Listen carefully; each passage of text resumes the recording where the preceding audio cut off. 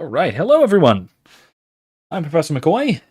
This is Adam. Welcome back to my stupid little podcast, where tonight we are going to be responding to yet another um, rather inane video.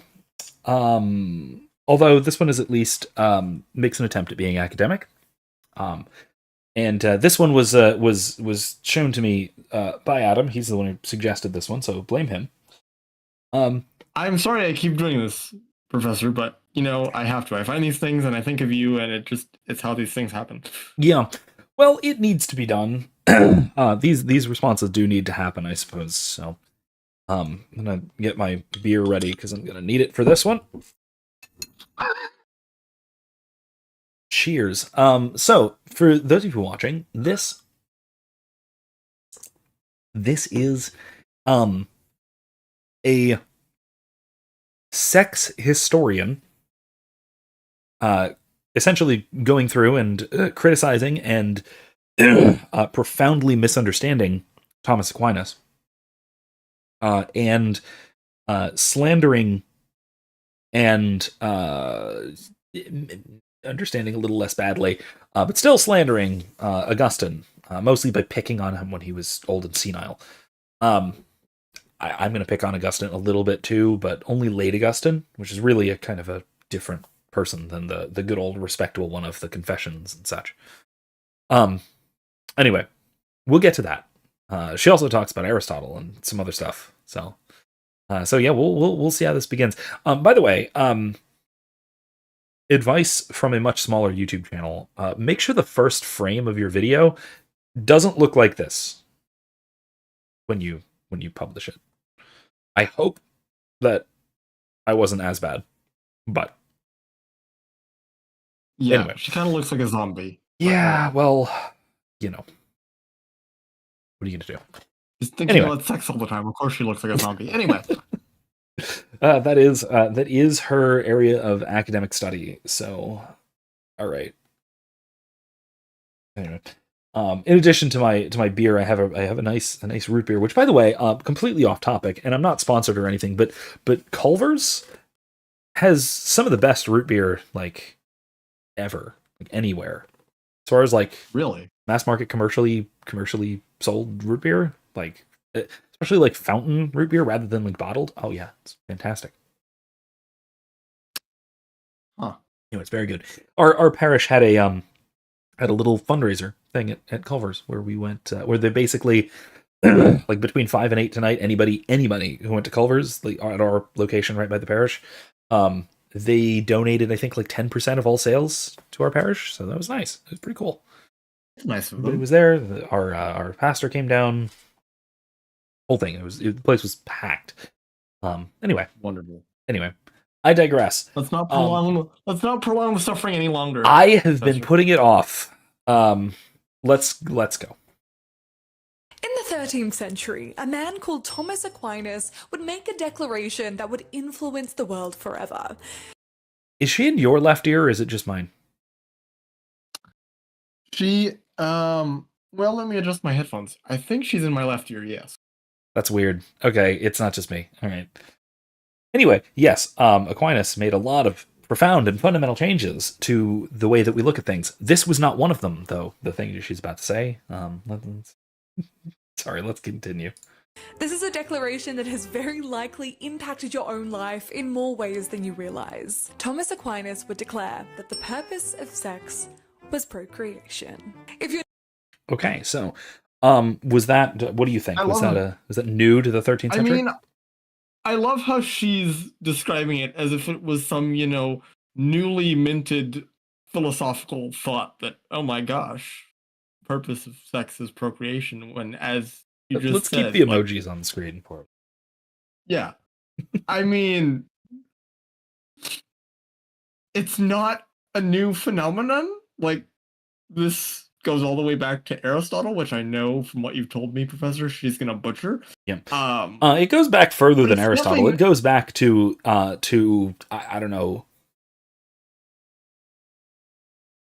however far back human rational capacity goes. Look, how do I put this? Not overly crassly. Careful, we're talking about sex here, so. I mean, yeah, true. Let me put it this way: the function of the reproductive system is about as obvious as the function of a bodily system can be. Like the only thing that our bodies do that is like more obvious what it is for is probably eating, is probably the digestive system. I was gonna say digestion, Yeah, yes. that's probably it. And even that is probably not super clear, right? That our bodies need energy, and that energy comes from Right. the food that we take in. Maybe even that might not be as obvious, because it could just be, well, I feel this sensation of hunger, and so it goes away when I eat, right? But I think that we can figure out pretty quickly that consuming food gives us energy, just like doing. I have to decide now whether I'm going to come up with euphemisms or if I'm just going to stick to the marital act and go with that. Let's go with that. Let's be professional here. That that the marital act is there to result in new human beings showing up nine-ish months later, 9 or 10 months later. Like that seems as obvious, at least, as food goes in and body gets energy, you know? See, now what I find both fascinating and simultaneously frustrating is that whenever a person on the internet like this critiques the statement that the purpose of sex is procreation, they're always critiquing it without ever providing their own purpose for the sexual act. Oh yeah. That's very seldom There's done. this Oh, and okay, there's so this Grace kind in the of chat. epistemological void. Interesting. Go on. I sorry. Let's finish your thought and go over that, and then I'll come back to the I was chat. gonna say there's basically this definitional void that these presenters just leave wide open because they say no, sex isn't that's not the purpose. Procreation isn't the purpose of sex. Well, sex still has to have a purpose because Well, not to these people. I know. Not to these people. Remember, these people deny teleology, at least with words. I'm still not convinced that anyone denies teleology in action. But that's because I'm. That's because It's because I'm okay. Well, it's because I'm okay being rude philosophically. I am uncommonly willing to disagree with people when they say I believe X. Most philosophers are a bit more charitable about that, and maybe it's because I don't publish very much that I get into this habit. But most philosophers will, when you say, if you were to say I believe that there is no teleology, there is no end directedness to human action, most philosophers will charitably say, okay, well, here's why I think you're incorrect about that, or here are some flaws with your theory. Whereas I am perfectly willing to say, you don't actually believe that. I think that you're wrong in thinking that you believe that. Not even that you're wrong in believing that. I don't even think you believe it. Right. Because, like, for example, you're drinking Culver's root beer rather than melted candle wax. You believe in teleology. Speaking of the digestive system again. Exactly. There's yeah. You know what the digestive system is for. You act like it has a purpose. You know its purpose. You act towards its purpose every day. You don't believe that there are no purposes in human actions. There's a reason why we don't stick forks in microwaves or light sockets either, because that's neither the purpose of the fork, the microwave, or the light socket. You can go even deeper than that, and you can say it's not the purpose of human life to, electrocute yourself or blow up your kitchen or whatever, right? So we can go a bit deeper than just the teleology of particular things to the teleology of human action more generally, right? And well, since we're talking a little bit about Aquinas, Aquinas would quibble about your example because forks do not have, according to Aquinas, I kind of disagree with him here, but he doesn't think that forks have intrinsic teleology.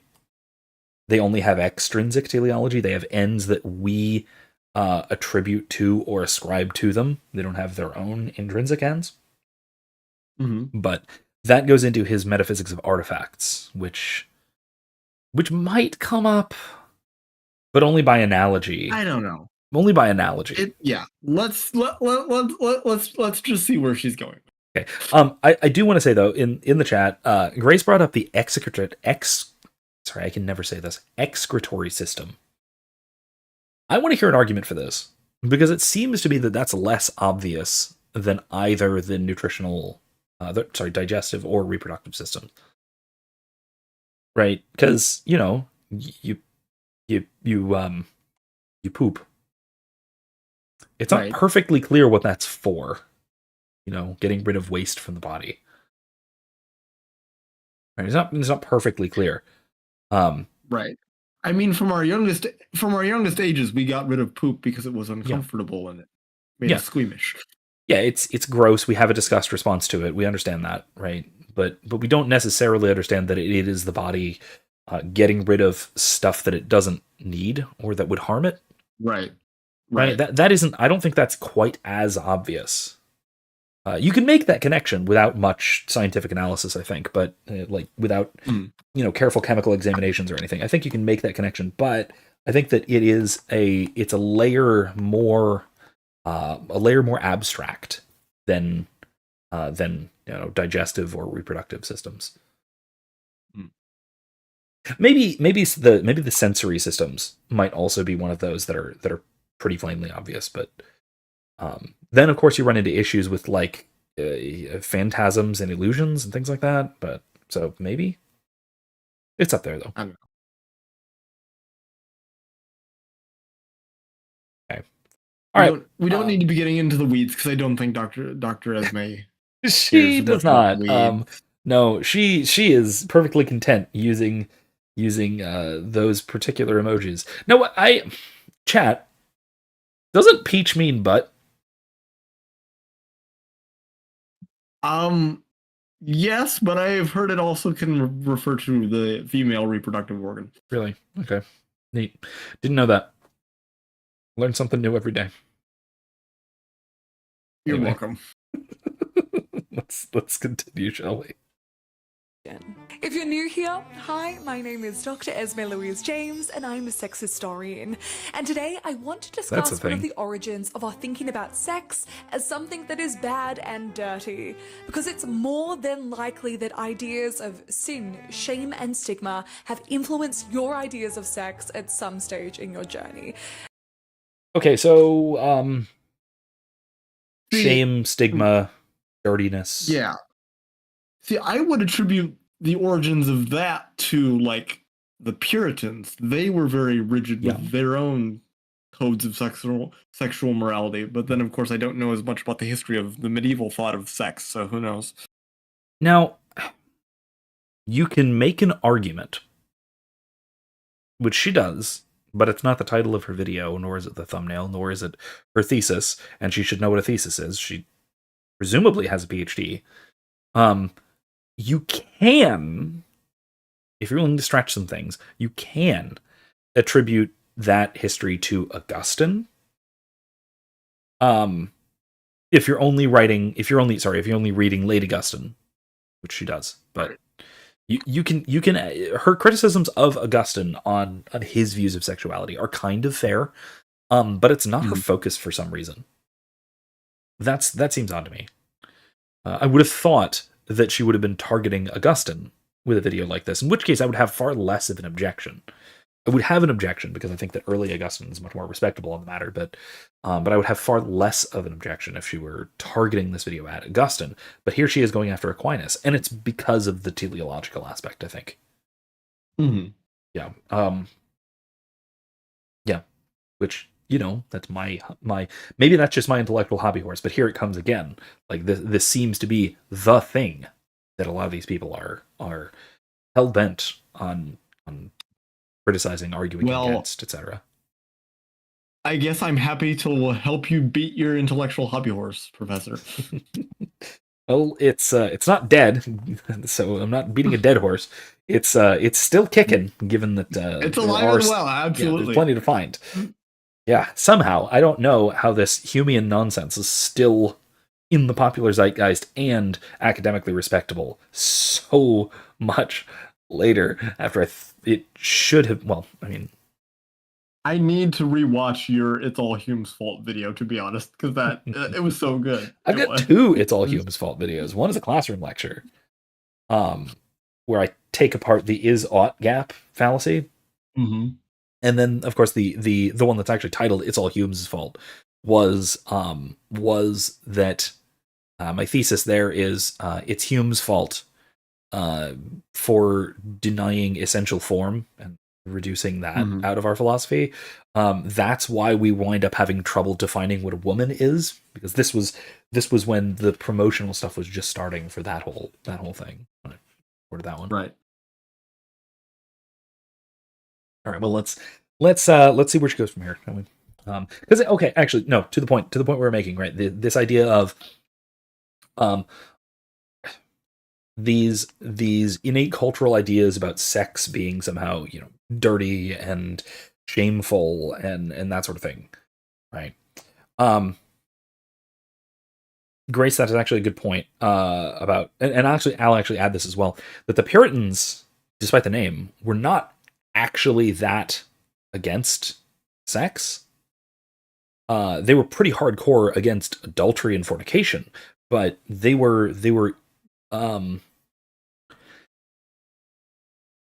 denied a lot of natural law principles when it came to marital relations. They were kind of, let's say, more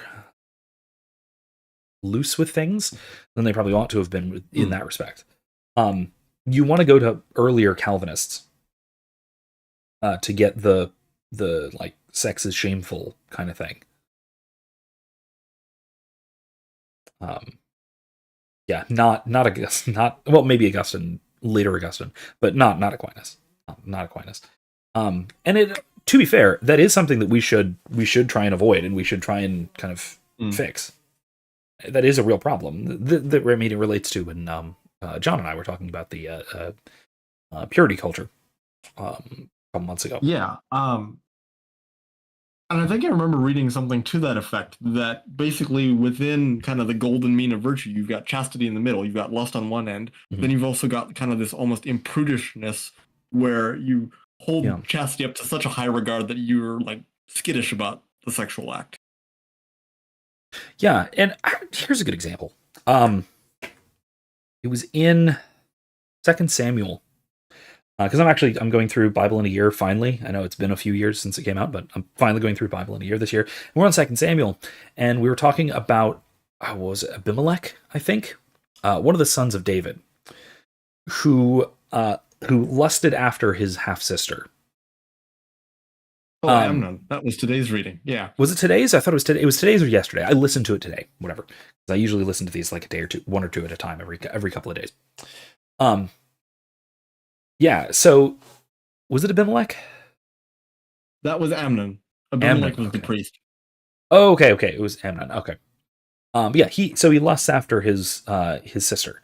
So he, as you say, has the far extreme on the one end here of extreme lust, which is opposed to chastity in one direction, right? An inordinate desire for his sister as sex object, right? Not as a person, even as object, which is strictly speaking what the sin of lust is. It is the objectification of another person, is treating a person as an object. Usually as a sex object, but not necessarily, right? For example, denying the worker his wages is usually categorized under lust. Yeah. That makes sense given that definition. Yeah. But then what we notice is that he swings far to the opposite end and is essentially disgusted by her after the act. Right. And so he goes like begging with him, like, yeah, Right. She's begging with him, like, we could get married. There's a way around this. And Treat me as a person. Like, nope, I want nothing to do with you. Right. Because both extreme ends are not treating the other as another person. They're treating the other as an object of some sort. On the one hand, an overly appealing object in the wrong way, and on the other hand, a disgusting and despicable object in the opposite way. Right. And so we see that kind of both extremes of vice with respect to chastity in that one particular story. If anyone knows the chapter and verse, feel free to put it in the chat or something. I know it's 2 Samuel or something. 13. 13? Thank you. 13, yeah. That sounds right. I believe you. I just read it today, so I should know. But right. Yeah, I think it's 13. Okay, cool.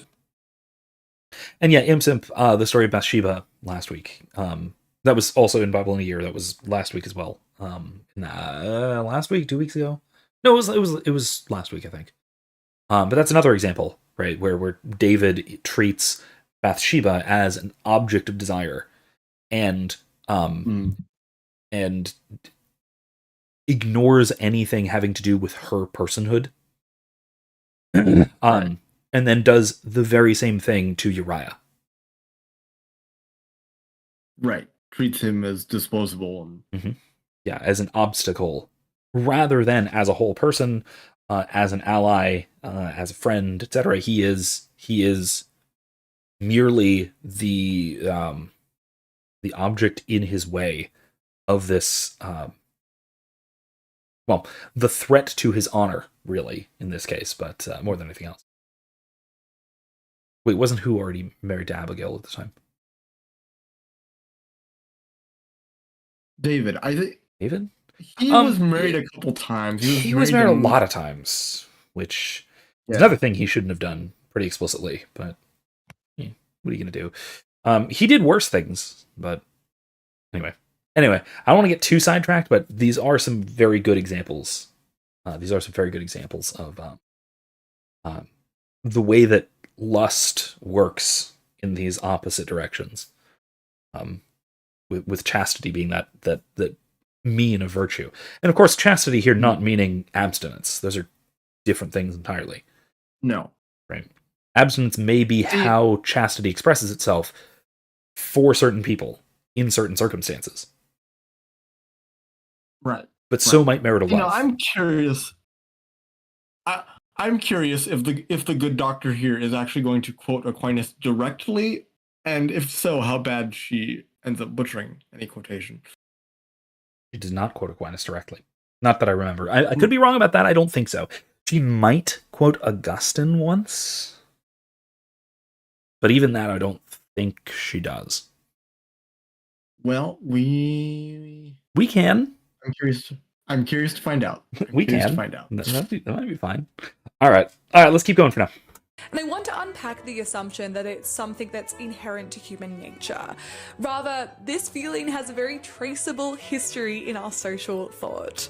Perhaps unsurprisingly, religion has very heavily influenced this worldview, and in many ways I feel quite uniquely positioned to talk about this. Not really, but... Okay. Before you say anything, Professor, I need to object here, because this brings up a story from college, and you know how crazy my college days were. Do go on. So, I took an introduction to sociology course in my community college my freshman year, and we had a unit on sex, marriage, and the family. And my sociology professor basically said what the good doctor here said, that basically sex is basically just a social construct that we as humans invented. Therefore, it has no inherent nature.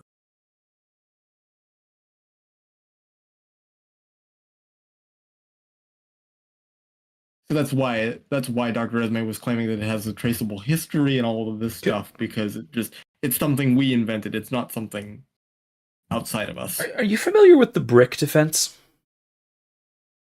I am. Yes, you've mentioned that a few times. Yeah. Okay, good.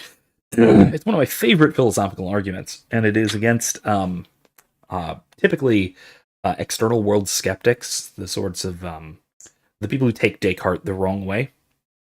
The people who deny the efficacy of our senses and our the reliability of our knowledge of the external world, and speculate about things like solipsism, simulation theory, yada yada yada. You throw a brick at them, Mm-hmm.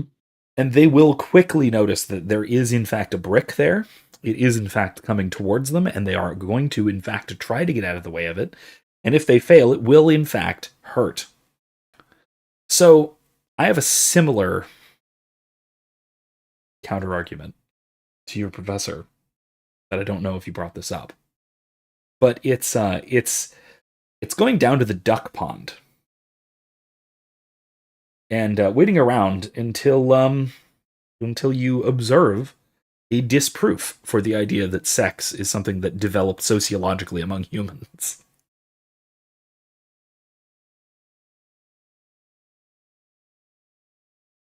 I'm referring to population among animals. Yes. Anyway.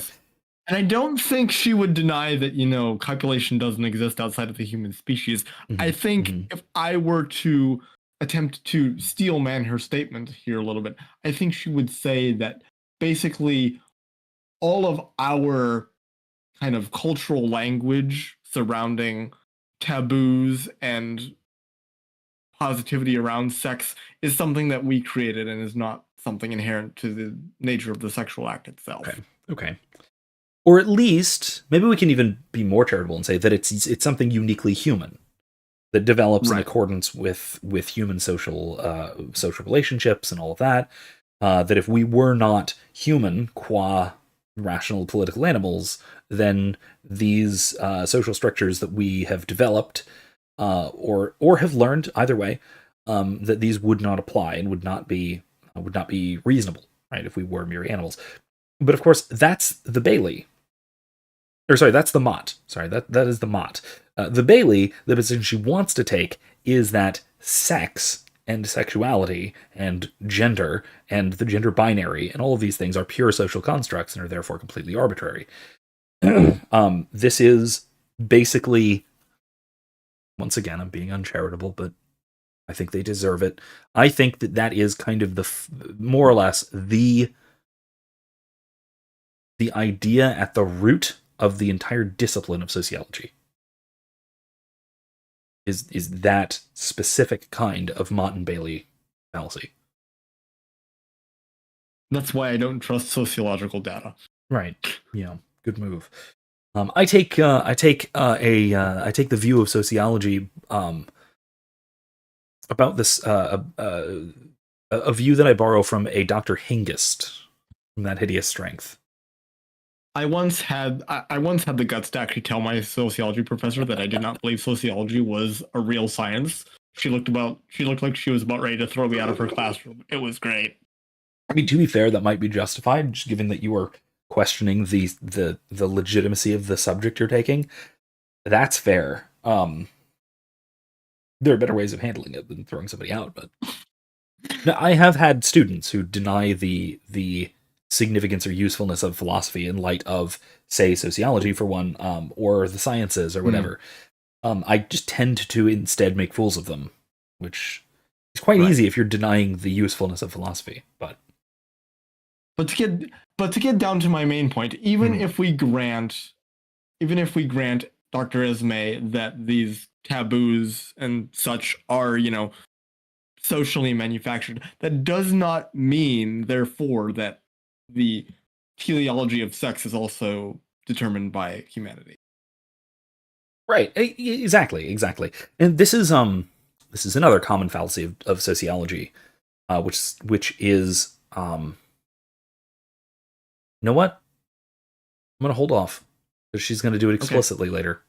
It's excellent. It's the genealogical method if you're familiar with it, but for those who might not be, we'll wait and see because she does it very explicitly. All right, let's move on. I went to university to study the history of religion, and as my claim to fame is now kinky history on TikTok, you can see how off track that plan went. But the history of sex and the history of religion do have a lot of crossover, something that I'm also sure many of us don't find too shocking. And the teachings of Thomas Aquinas are really one of those Venn diagram moments. So today I want to give a very brief overview of what that is and how it's probably impacted your thinking towards sex throughout your life. So welcome, strap in, and let's do some kinky history. Okay. So, first of all, yeah, that didn't end well, so may God have mercy on her soul. Yeah, any thoughts so far on the rest of the introduction? Or... I mean, I cringe whenever I hear someone say they have a degree in, quote, religious studies. Was that another one of those fields you don't believe in? Yes, because that essentially means that I studied theology. I studied theology without actually taking any theological claims to be serious. Okay. I have some respect for religious studies. And maybe it's because I have a lot of respect for a lot of professors of religious studies. So maybe it's more personal than anything. So maybe that's my own biases. But I think there is some value in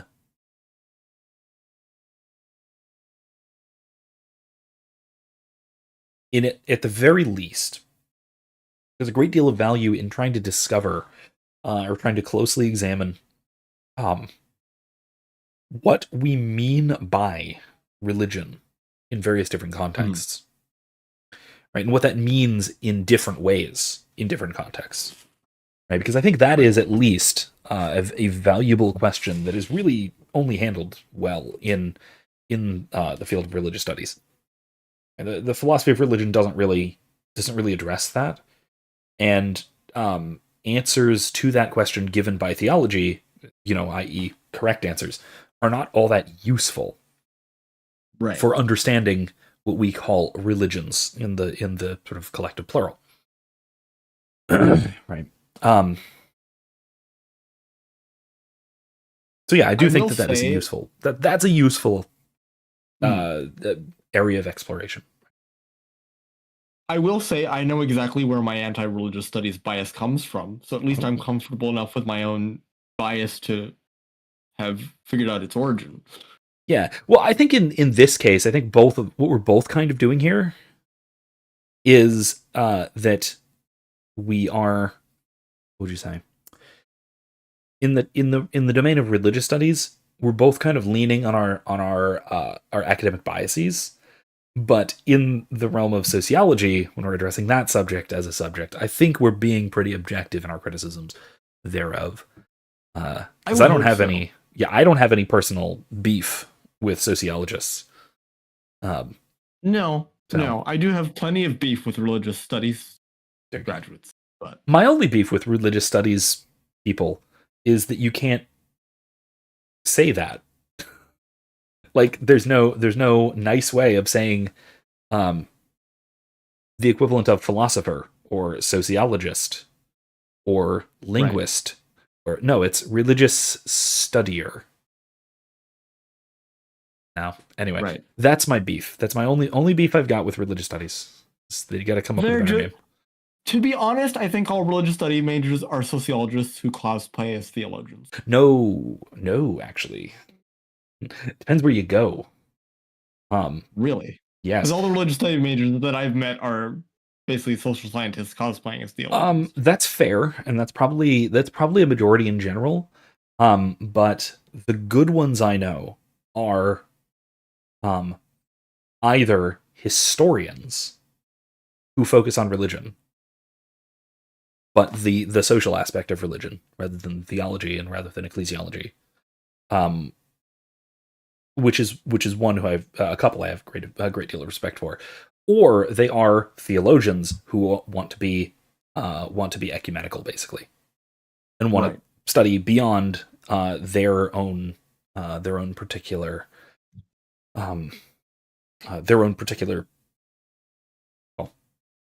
theology. Broadly speaking, they want to study beyond correct theology and want to expand a bit beyond that. That's all. Right.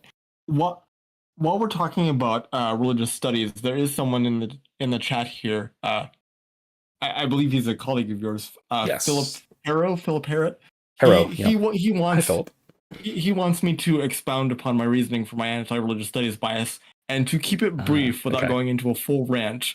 The reason why I'm against the religious studies major is because they treat the subject matter of religion with as much nonchalance and ambivalence as, non-English majors treat English.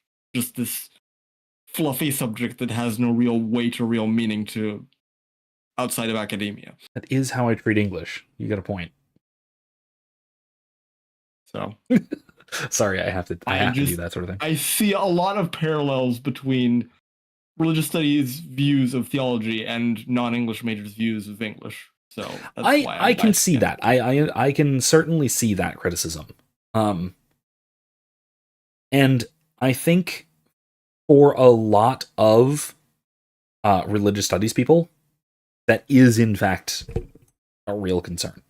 That is a real problem.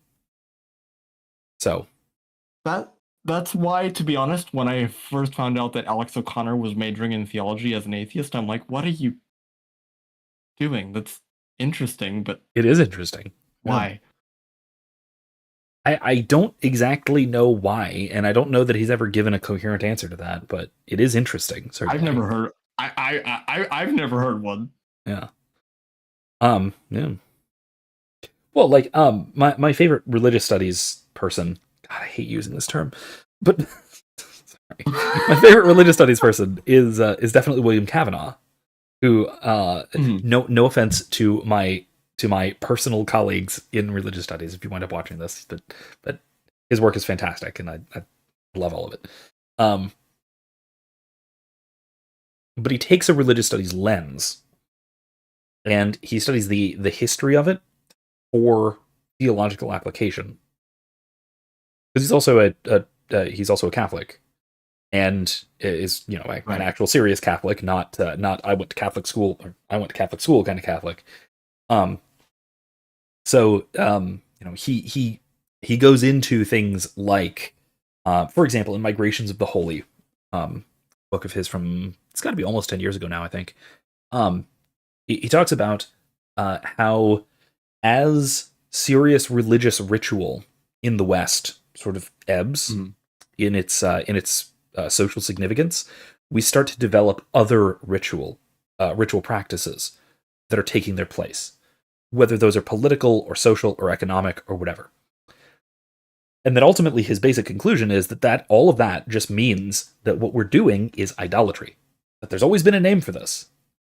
And that we can identify these different species of idolatry by something like comparative religion, but with things that are not typically categorized as religion, like politics, like sports, like the stock exchange, like any of these things.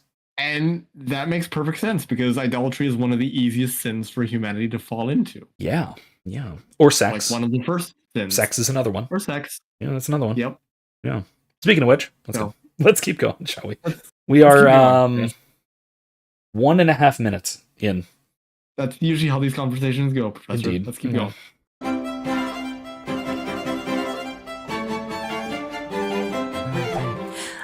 Many kids who went to a Christian school, when I first became acquainted with Thomas Aquinas, he was this mythological creature not to be touched. He was ritually referenced at every church service and school assembly, and the logic of his thinking was meant to be learned, not to be questioned. See, now, this is where I initially paused upon my first watching, Professor, because I know you have some qualms about this Aquinas is right about everything claim. I have 3. So I was like, I have 3 broad qualms with this.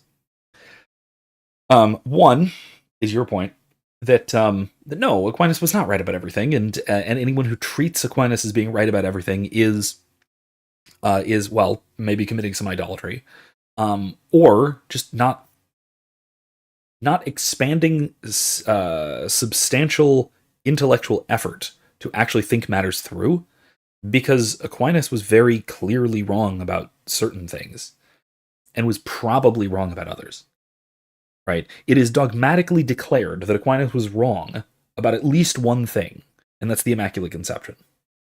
Yep. And by the way, for those of you who are like Aquinas stands, it's not just that Aquinas was wrong, it's that Aquinas was wrong and Scotus was right. So exactly, you think about that next time. And the interesting thing is that even though while the church does acknowledge that Aquinas was wrong, they still require Aquinas to be taught as the foundation of all theology programs within everywhere. Yeah, well, so, like, okay, for example, I'm gonna have to bring up this tweet already. I wasn't planning on bringing up this tweet until somewhat later, but I was responding to a retweet, quote tweeting, responding to somebody who was criticizing homophobia by saying, quote, "It's unnatural. Homosexuality is found in over 1,500 species. Homophobia is found in 1. Nature isn't judging. Why are you?" And so we'll get to what's wrong with this.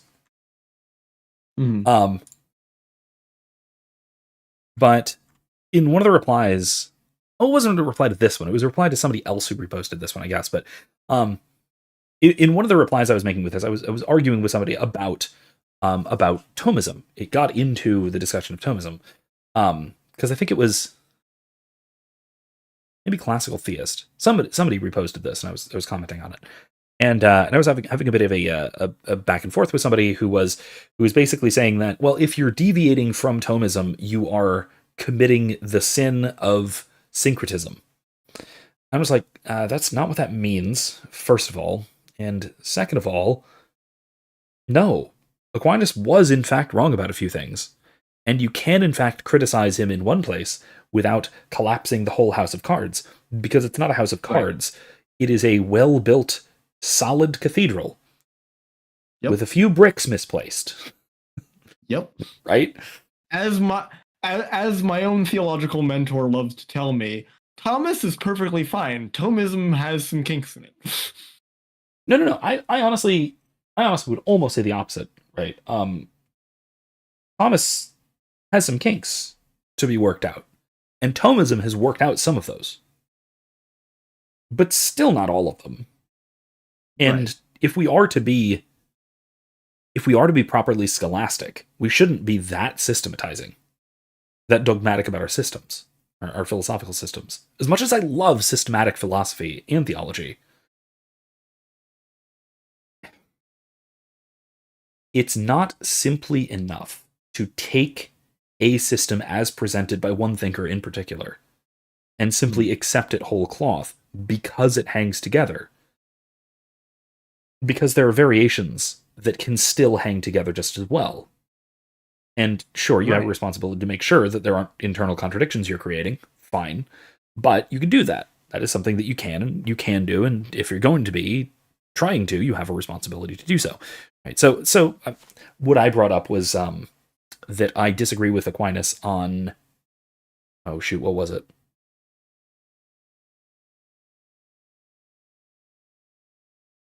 What was I talking about? Was it artifacts? It might have been artifacts. I talk about that a lot, which is weird. Yeah, I disagree with Aquinas on artifacts. I think that artifacts exist, and that we create them. They're created by human beings, like ex nihilo created. Yeah, but that is like anathema to the doctrinaire Thomists. Philip says I get the impression that Thomism is on the decline in recent years. It's on the uptick. It was in the decline through the sort of last third of the 20th century, but mostly on account of Ed Feser and a few others, it's kind of having an academic resurgence, which is nice. Yeah.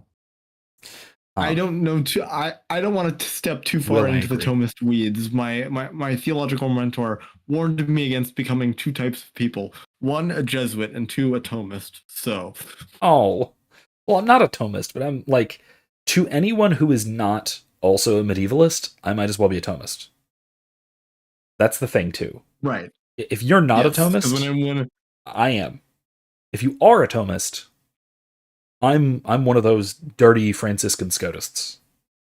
Even though I'm not, I also disagree with Scotus on a lot of things. But I agree with Scotus on way too many things for Thomists to accept me. No. Strictly speaking, I would say I'm an Anselmian. If I'm to take any thinker as systematic, it'd be Anselm.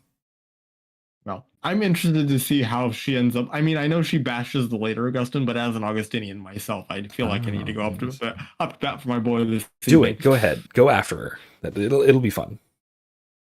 Okay, so that's objection number 1. I have 2 other objections to her statement about Aquinas. Mm-hmm. Objection 2, and this is something that Len brought up. So Len, if you're still in the chat, hello. Thank you for this. Thank you for bringing this up. I'll just read his comment here. He said this earlier. He says, this is contrary to how Aquinas operated, who questioned everything and steelmanned every opposition. 100%. That was the entire scholastic method, was to bring up every complex question that one can, and consider all alternatives very thoroughly. And if one of those alternatives wound up being correct, then to accept it. Aquinas didn't do that a lot, but he didn't need to. It's fine. Because he was correct about a lot of things, to be fair. But yeah, the whole method, though, the whole quadlibital method of determining a question was to test out and provide as strong a defense as possible for every alternative position to your own that you possibly can, and then show how, and then actually argue against all of them to support your own position. It's not just, if it were this, if what she is caricaturing Aquinas as this monolithic figure of unquestioned intellectual sovereignty, right? If that's what we were looking at, then Aquinas's quodlibets would end at the I answer that. No, sorry, it wouldn't even get to the I answer that. It would really end at the sed contra. If those of you who aren't familiar with the format, the quadlibital format goes something like, it seems that, which is the section where you list objections to your view. So it seems that my view is wrong. Here's why else. Sed contra, to the contrary, then you put forward an authoritative statement. Usually, Aquinas would do this by quoting scripture, by quoting Aristotle, or by quoting the Church Fathers. In that order of prominence. If she were correct about how we are to understand Aquinas, he would just stop there, and that would be enough. But instead, he goes on to I answer that, and giving a thorough explanation of his own position and an argument for it, and then a response to objection 1, a response to objection 2, a response to objection 3, etc. Sometimes up through like 17, 18 objections. So yeah, this was a complex format, and it was one that was designed for a steelman argument, defending one's opposition before you go into your own position. So there's objection 2.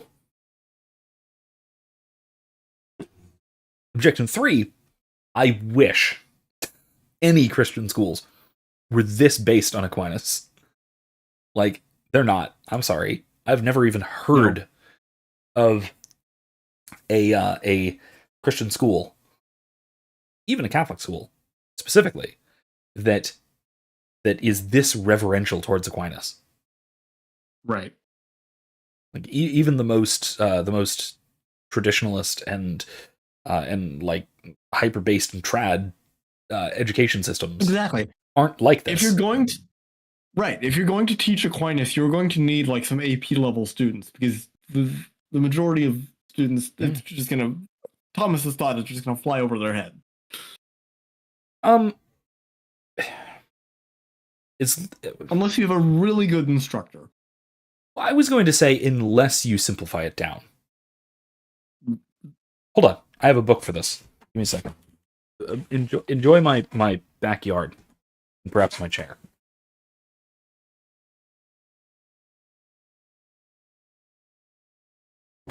Okay, I'm back. What I have here is the Summa Theologiae for babies, prima pars. And it is a board book explaining the prima pars of Aquinas' Summa Theologiae. And it is something that I would be perfectly comfortable teaching to high schoolers. So, here you go.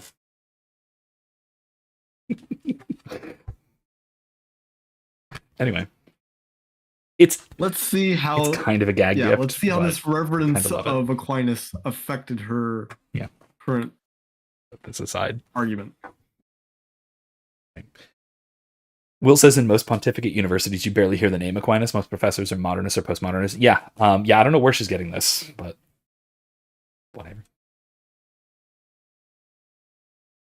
Now, Aquinas was writing between the years 1265 and 1275 at the University of Paris, and he was a prominent Christian theologian. She's going into history here. Yeah, I will. I'll put up my. Here we go. Hi, it's me.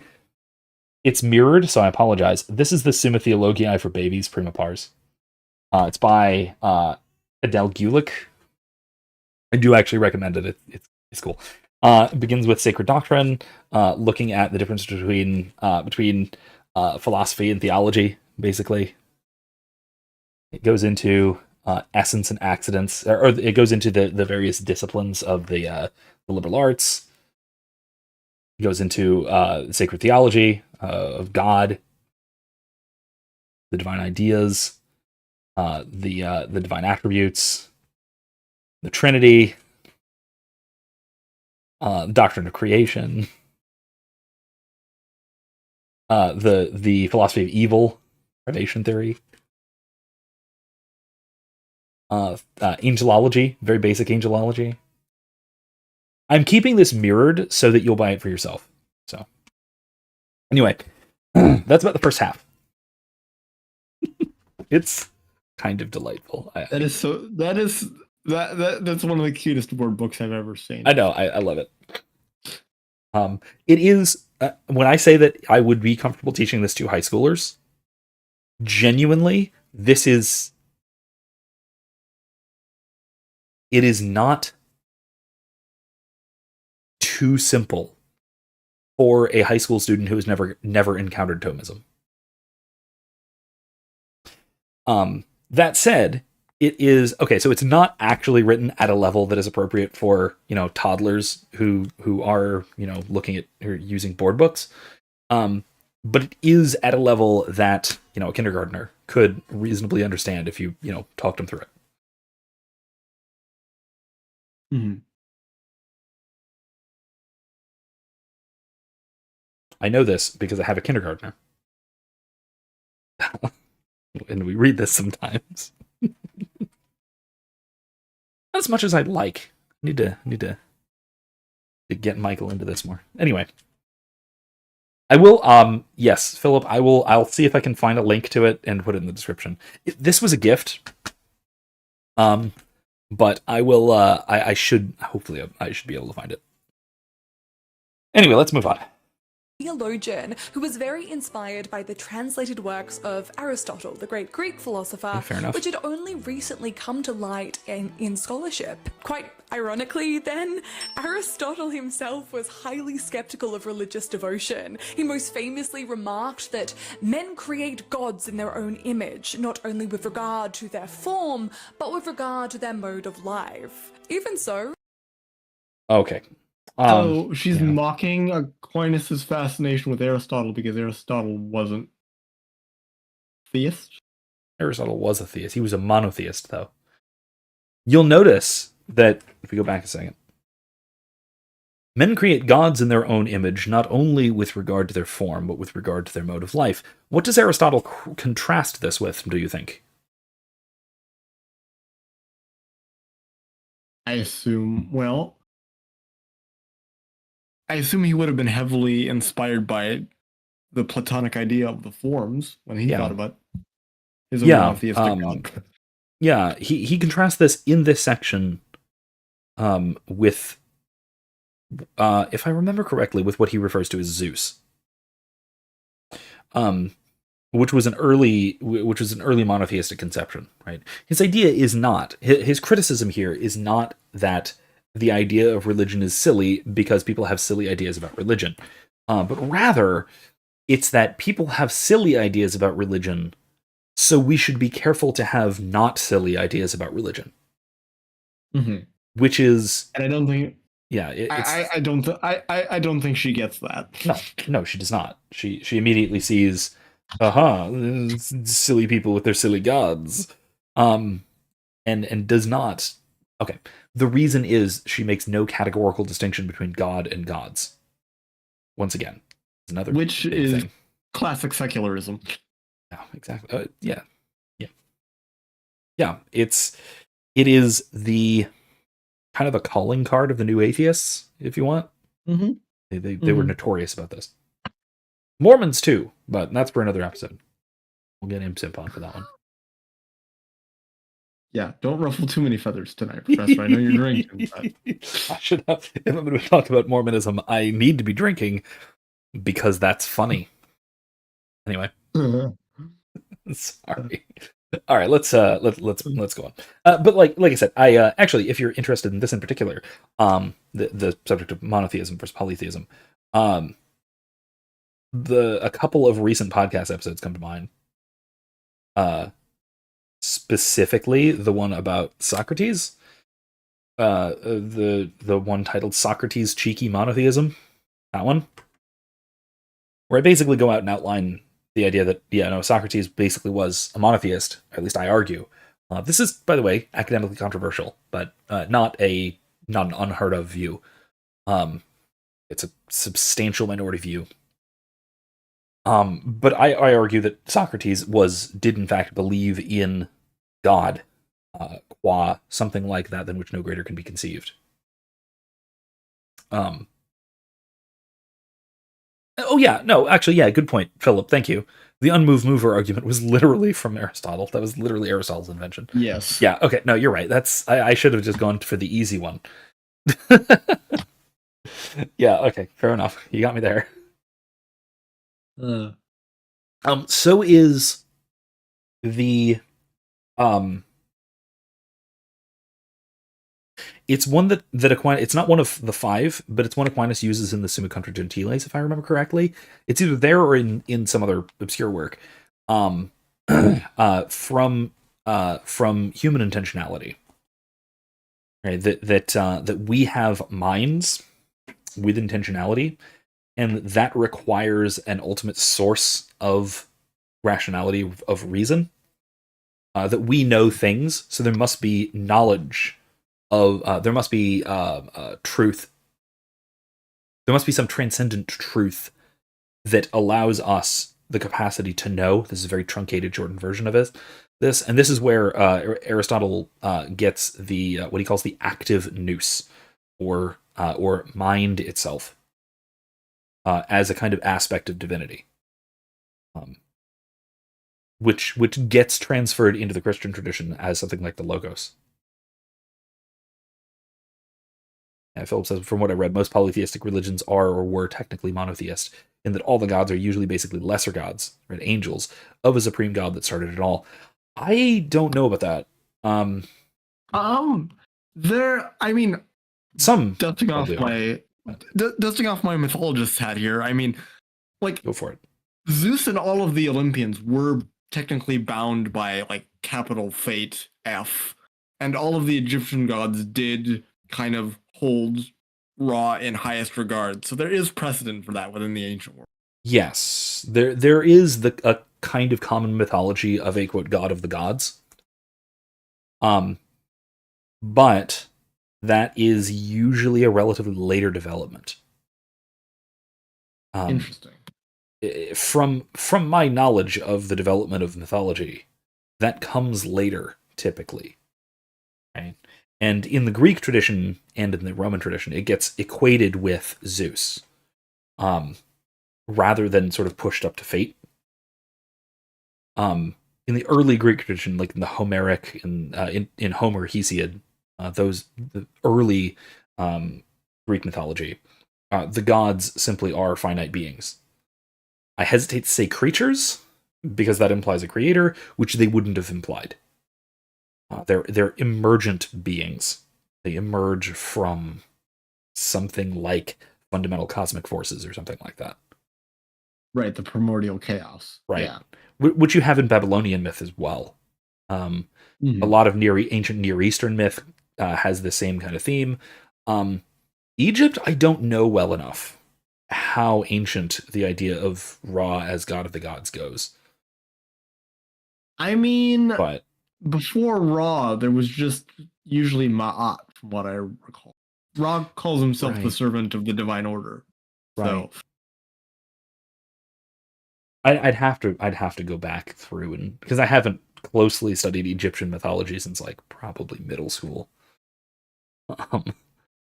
Back when we all thought it was super cool, which it is. We were right about that, but still. It is. Yeah. It is super cool. Yeah.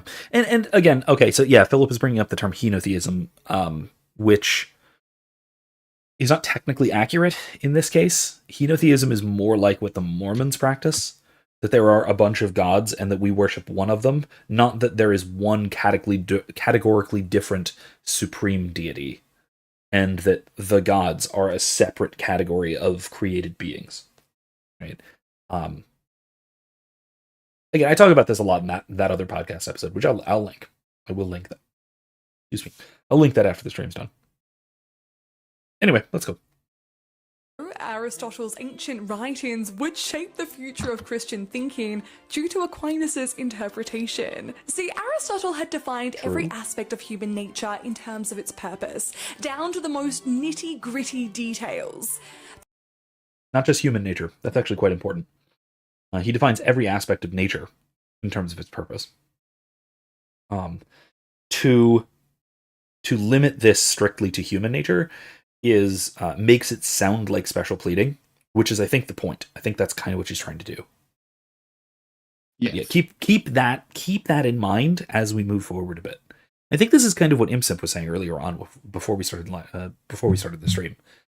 This is related to what he was saying about how her assumption is that contra this idea that human beings are merely part of nature, and so no, we don't have this intrinsic teleology. But again, really, if you read Aristotle at all, you will notice that it's not that teleology is something intrinsic to humans, to human nature. It's something that's intrinsic to all being. So, yeah, that's very important to keep in mind. So keep that in mind so you don't fall for her dirty tricks. Moving on. Things are good when they fulfill their purpose, and things are bad when they fail to fulfill their purpose. A governor is good when they succeed in governing, just as a teacher is good when they succeed in educating. A set of legs is good if they succeed in walking, and a wombat's arsehole is good if it produces cubic poos. And if you didn't know this about wombats, well, now you do. That's not actually accurate. The shape of the poo is not actually relevant to the function of the organ. It's just a neat little quirk of how it works. If the thing instead produced spherical poos and still managed to function as part of the excretory system, it would still fulfill its purpose just fine. Right. She just thinks this is a neat little fun fact, which, to be fair, yeah, neat little fun fact. Fair enough. Cubic poos that's fascinating.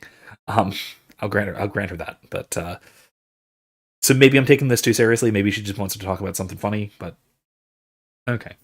But it does illustrate a kind of confusion here between the end of something and what something does. Right? Right. The fact that something regularly does something in particular does not necessarily indicate that that is the thing's end. Right? The thing's end is what it is characteristically for. And yes, Imp, I apologize. We're still talking about the excretory system. This is Grace's fault. Remember that? Anyway, I'm kidding, Grace. It's our fault, really. It's her fault too, though. So there's plenty of blame to go around. Is what I'm saying. Yeah. Anyway, the purpose of something is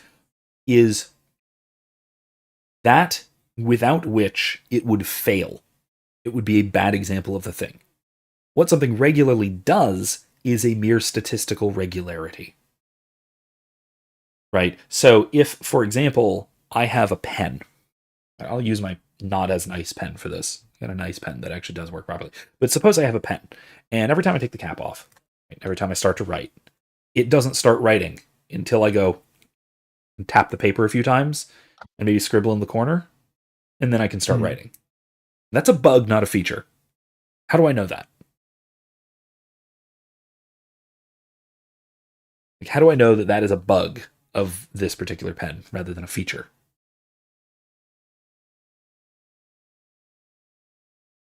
I mean, I would argue from design, but I don't think that's what you're getting at here. No, it is, right? Exactly, though. It really is that simple, right? Because it's a pen. Right. And the pen is for writing. And if it doesn't do that correctly, even if it very consistently doesn't do that correctly, then it's malfunctioning, right? If you have a heart murmur, and it's a consistent one, it's still a problem.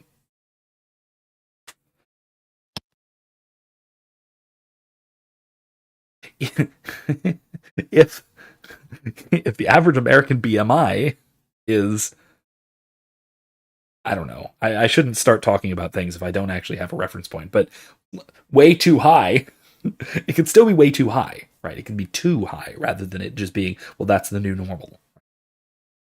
Which, by the way, this is one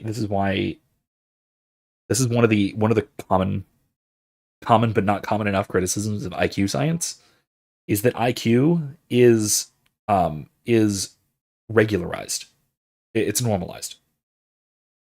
Right? It's based on a statistical regularity, where 100 IQ is set to the average. So if everyone's getting stupider, then there will still be the same normal distribution curve. Right. Mm-hmm. So so IQ makes it functionally impossible to track population-wide advances or declines in intelligence, in general intelligence.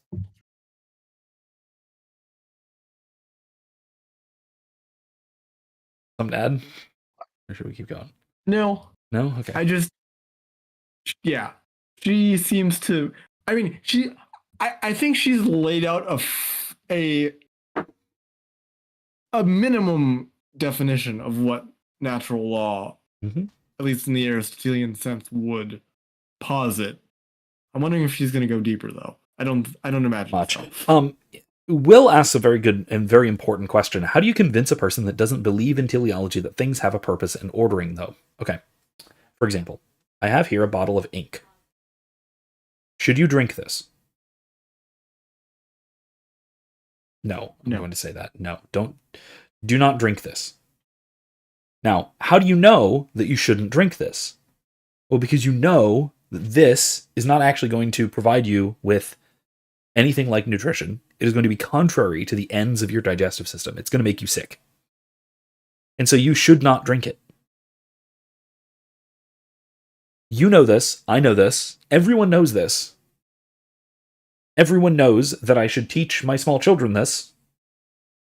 If I do not teach my small children this, I am being neglectful as a parent. And we all agree on all of these things. That's how I know that you believe in teleology. Right. In fact, if you teach your children to do the opposite, to actively drink ink, then... Yeah. Then I'm not just being neglectful, I'm being abusive. Right. If you actively teach your children that they can, change their genders and all crazy nonsense, then... Yeah. So Philip says nominalism seems to me to be self-refuting. It's not that it's exactly self-refuting, it's that it entails a performative contradiction, and that I don't actually believe that people believe it, because no one acts like they believe it. No one does. Literally no one. Literally everyone acts as if they believe in natural ends. Now, they might ignore them for some things under some circumstances some of the time. But that's because they have selected some end over some other end. And so they still believe in ends. You can't avoid it. You literally cannot avoid it. So if that just means that it's a fundamental part of our thinking, of the structure of human thought, fine. Be that way. If that's how you want to phrase it, you can phrase it that way. You are perfectly fine. I'm perfectly willing to meet you halfway, and you can say that this is purely an artifact of how human beings think and act, so long as you're willing to accept that it applies for all human beings in all cases without exception. I will meet you halfway on that. That's fine. Maybe it's not intrinsic to nature. Who cares? I will meet you halfway on that. I think it's intrinsic to nature, because I do think that we have a rational connection between ourselves and the world. But that relies on theology. If you're perfectly fine with, if you want to stop short of that and say that it's only a consistent characteristic of human thought and human action, I can meet you halfway on that. That's fine. What if there is a lunatic who believes that ink ought to be drunk? That is a failure in the intellect, not in the object, but is an argument I've had back and forth with a friend. Okay, well, you're not going to convince them because they're a lunatic. They're not capable of rational thought. Exactly. And do you know how you know they're not capable of rational thought? Because they drink ink.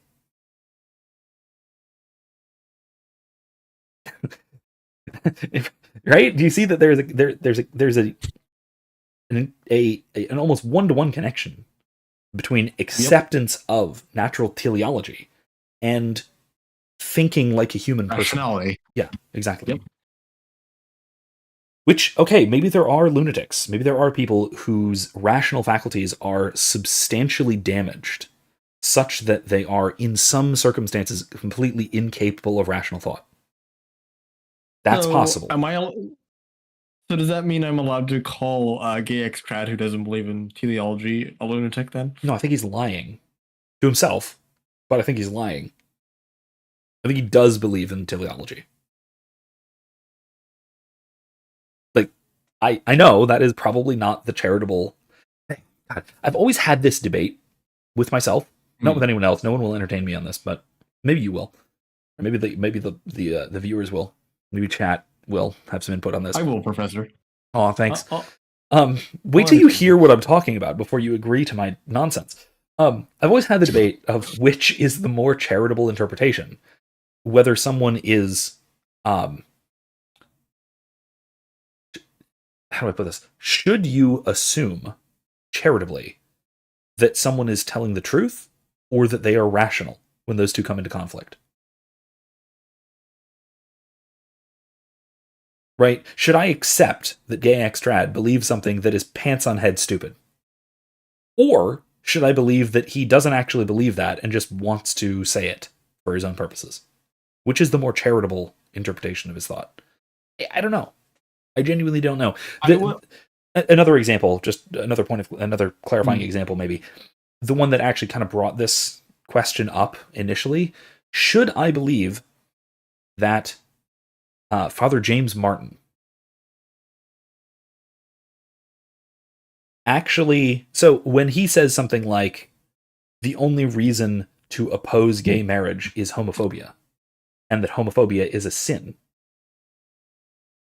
should I, from that, conclude that he believes that we should accept gay marriage, contrary to what else he has said, because he has said the opposite of that, because that is, that's entailed by his other statements? Mm-hmm. Or should I just believe that he is inconsistent? He's intellectually inconsistent and believes explicit contradictions. Like, I don't know which is the more charitable approach. I tend to lean towards assuming people are in fact rational, and that they're more likely lying, maybe to me, maybe to themselves.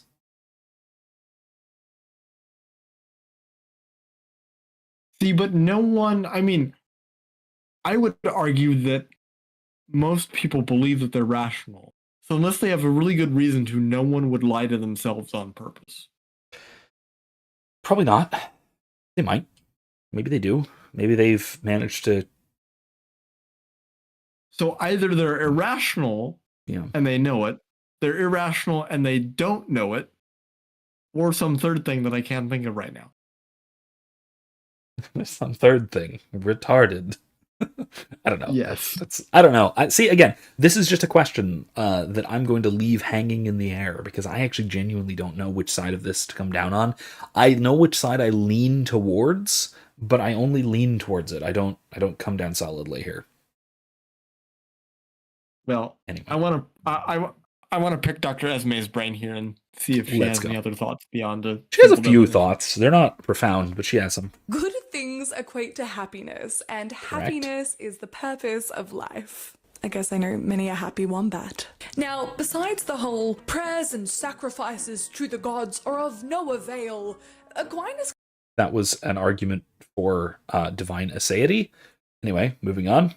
Could really get down with everything else that Aristotle was saying. It was up to thinkers like Aquinas to instruct others how to live a good life, and the ancient teachings laid out by Aristotle did seem pretty wise. Once the purpose of every aspect of human nature had been determined, a task which appeared more or less easy to do, there was a clear framework of good versus bad actions. Aquinas put forth the natural law, a foolproof guide to goodness, as all acts of virtue are prescribed by the natural law, since each one's reason naturally dictates him to act virtuously. The various... Okay. For those listening, this is Prima Pars question 94 that she's referencing. I wish you would put citations for these things. I didn't have to find them. Or just, I know that one more or less offhand, but... See, now the reason why Aquinas could get down with Aristotle, ma'am, is because Aquinas was not a believer in sola scriptura. Right. He did not believe, nor do we believe, that everything that is true needs to be found explicitly in scripture. We can look outside of scripture to find true statements and true modes of thought. And of course, not everything that Aristotle said was true. And right. Not only did Aquinas say as much, right? And he does, repeat it. He very often will include citations from the philosopher, that is Aristotle, in his objections, and therefore argue against the philosopher on a lot of these things, including that one in particular. By the way, I'm fairly certain that he uses that quotation about prayers and sacrifices to the gods are of no avail, which, by the way, Aristotle meant that as, like I mentioned, an argument for divine aseity, that God is that the true divine, if there is a divine, is impassible, that is unchanging and unchangeable, which Aquinas agreed with.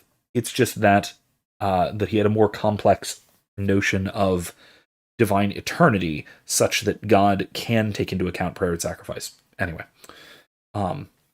or can still reasonably require it of us for our own good rather than his own good.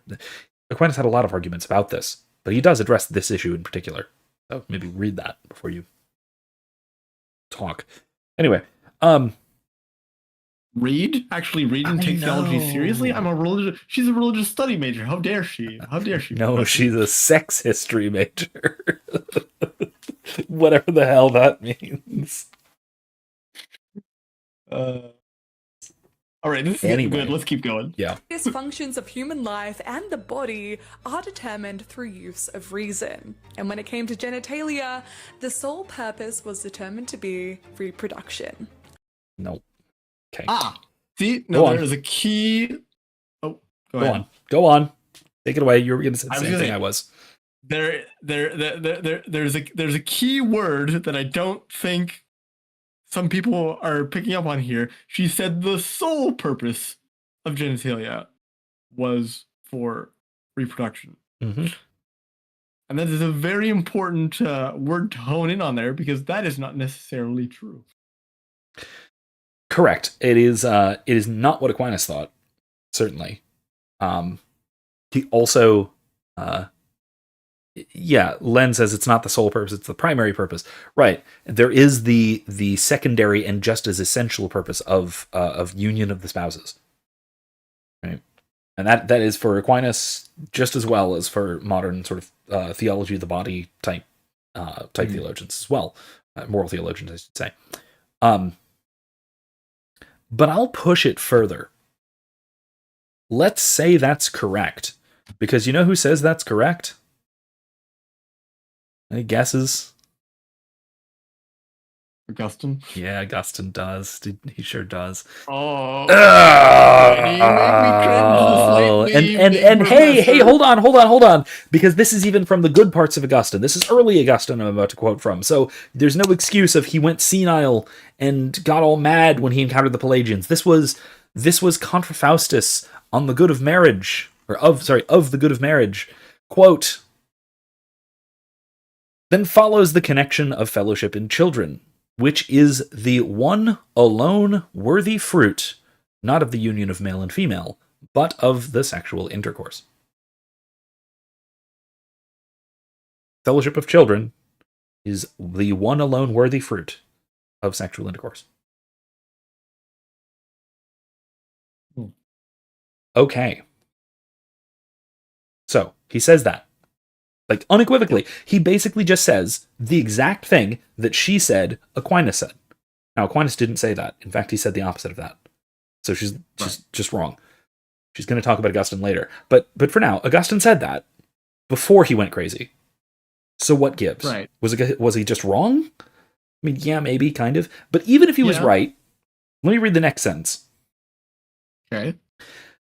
For it were possible that there should exist in either sex, even without such intercourse, a certain friendly and true union of the one ruling and the other obeying. Okay, so what is he getting here? What's he getting at there? His point is, in this section, this is from chapter 1, so the very beginning of the good of marriage, that what you would call a concomitant end of the sexual union is the union of the spouses in sacramental marriage. Now, he's importantly emphasizing that can still be a good that follows consistently and appropriately from the marital act, even if that is not its characteristic end. Okay? So, Augustine is, in fact, a fantastic argument against the point she is making by accidentally quoting Augustine. Or paraphrasing, whatever. So basically, she should have read a couple sentences. Yeah, so basically she should have read a couple sentences further to debunk herself. Well, she didn't actually read that passage, by the way. Oh. No. She winds up quoting from one of his later works, which I forget which one. She doesn't cite it. I found it. I forget what it was. But it's the part of Augustine that I'm less familiar with because it's less correct. I have an objection about that, but we'll get there when we get there. Okay, yeah. Len, I would disagree slightly. He says the primary purposes of the sexual act is procreation. Correct on that. The genitalia itself has reproductive and waste expelling. I wouldn't qualify. Excuse me again. It's the beer. I wouldn't qualify. Speaking of waste expelling, I wouldn't qualify that as the genitalia per se, even if it is the same physical parts of the same organs. That is part of a different system, and we would say that the purpose of that system is excretory, whereas the genitalia qua the organ qua genitalia, its purpose is reproduction, procreation, right? I think that's a fair distinction. I mean, that requires you to do more than to evaluate things on more than the merely physical level, and already be thinking of things in terms of teleology. But I think we should do that. Anyway, I do want to actually just kind of relay out this point by Augustine real quick, just to make sure that this is perfectly clear, because I think it's actually really insightful. I think it's wrong to clarify, because I do think that the marital act has this dual purpose, right? It has a primary and a secondary function. It has the primary function of procreation, the secondary function of union of the spouses, and that those two must necessarily go together because it is both are constituent elements of the formation of a family, etc. Aquinas makes all these arguments successfully, I might add. He's absolutely right about them. But for Augustine, he says his argument is that the sex act, as distinct from the union of matrimony, more broadly speaking, the marital act is specifically and exclusively for the purpose of procreation. That is its sole end. However, it also has the concomitant function. It has this additional, might even call it, like in modern terms, an externality, an additional positive effect that is characteristic of the act itself, of uniting, of bringing the spouses together in the marital union. Right? So it has this additional effect, not as a secondary intrinsic end, but as an additional effect that it always necessarily has, and that is a good effect. It's just that it is not the thing which exclusively and characteristically performs that function. There's a lot of stuff that goes into maintaining and creating the marital union, right? Mm-hmm. Augustine's concern is that when he's talking about ends, he wants to limit the primary end, or the intrinsic end of things, to the thing that thing exclusively does, and that nothing else does. Right? Which is why he doesn't want to say that the marital act has as an end marital union, because there's lots of things that do that. Right? Like even things like conversation can do that. So he wants to attribute that end as an end of the marital relationship as such. Is to that relationship is to bring the spouses together so as to form a family, right. The proper environment for raising children, all the rest of Aquinas' arguments. It's just that he doesn't want to describe that as characteristic of the marital act specifically, because there's lots of other things that do it too, and so we can't attribute it exclusively to the marital act. It's just something that does, but a lot of other things do too. It's essentially, right. I mean, you can think of it as other language for describing a secondary function, but he does not do so. He's very clear about it not being a secondary function, but that's maybe a distinction without a difference. Makes sense. I hope so. Augustine's complex. I will say that. So. He is, which is why I cringe every time I consider him one of my favorites. I will say, this is a good text of The Good of Marriage, contra Faustus. Mm. I think it's contra Faustus, isn't it? I know it's against the Manichaees.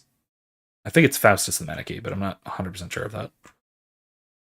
It was one of his earlier works, and it was when he was writing against the Manichaees. That's how you can tell that something written by Augustine was really good, was that he was mad at the Manichaees rather than mad at the Pelagians. He was mad at a lot of people. He had a lot of anger. He did. He really did. Mad at himself, too. He had that. Oh, yeah. For being a Manichaee. And then maybe for being a bit of a semi-Pelagian, as he would describe it, and all these sorts of things. Anyway, he and a philanderer. Yeah. Years of academy training wasted. Yeah. Also, and we're getting off topic, but in the Confessions, he's very explicit that, he thinks he absolutely wasted his time in academic training. Academic meaning like Neoplatonist training. Mm-hmm. All right, let's go. As a result, any other use or function of genitalia thus becomes intrinsically evil, as it's not fulfilling its purpose. Now, this includes self-pleasure, oral, backdoor penetration, same-sex encounters, or even performing a puppet show through use of your penis. Though rarely mentioned in theological documents, penis puppetry should be considered especially evil. The Catholic... Yes. Is it, all though? Of that. Is it, though? I'm willing to push back on that. I mean, you don't want to say that penis puppetry is intrinsically evil?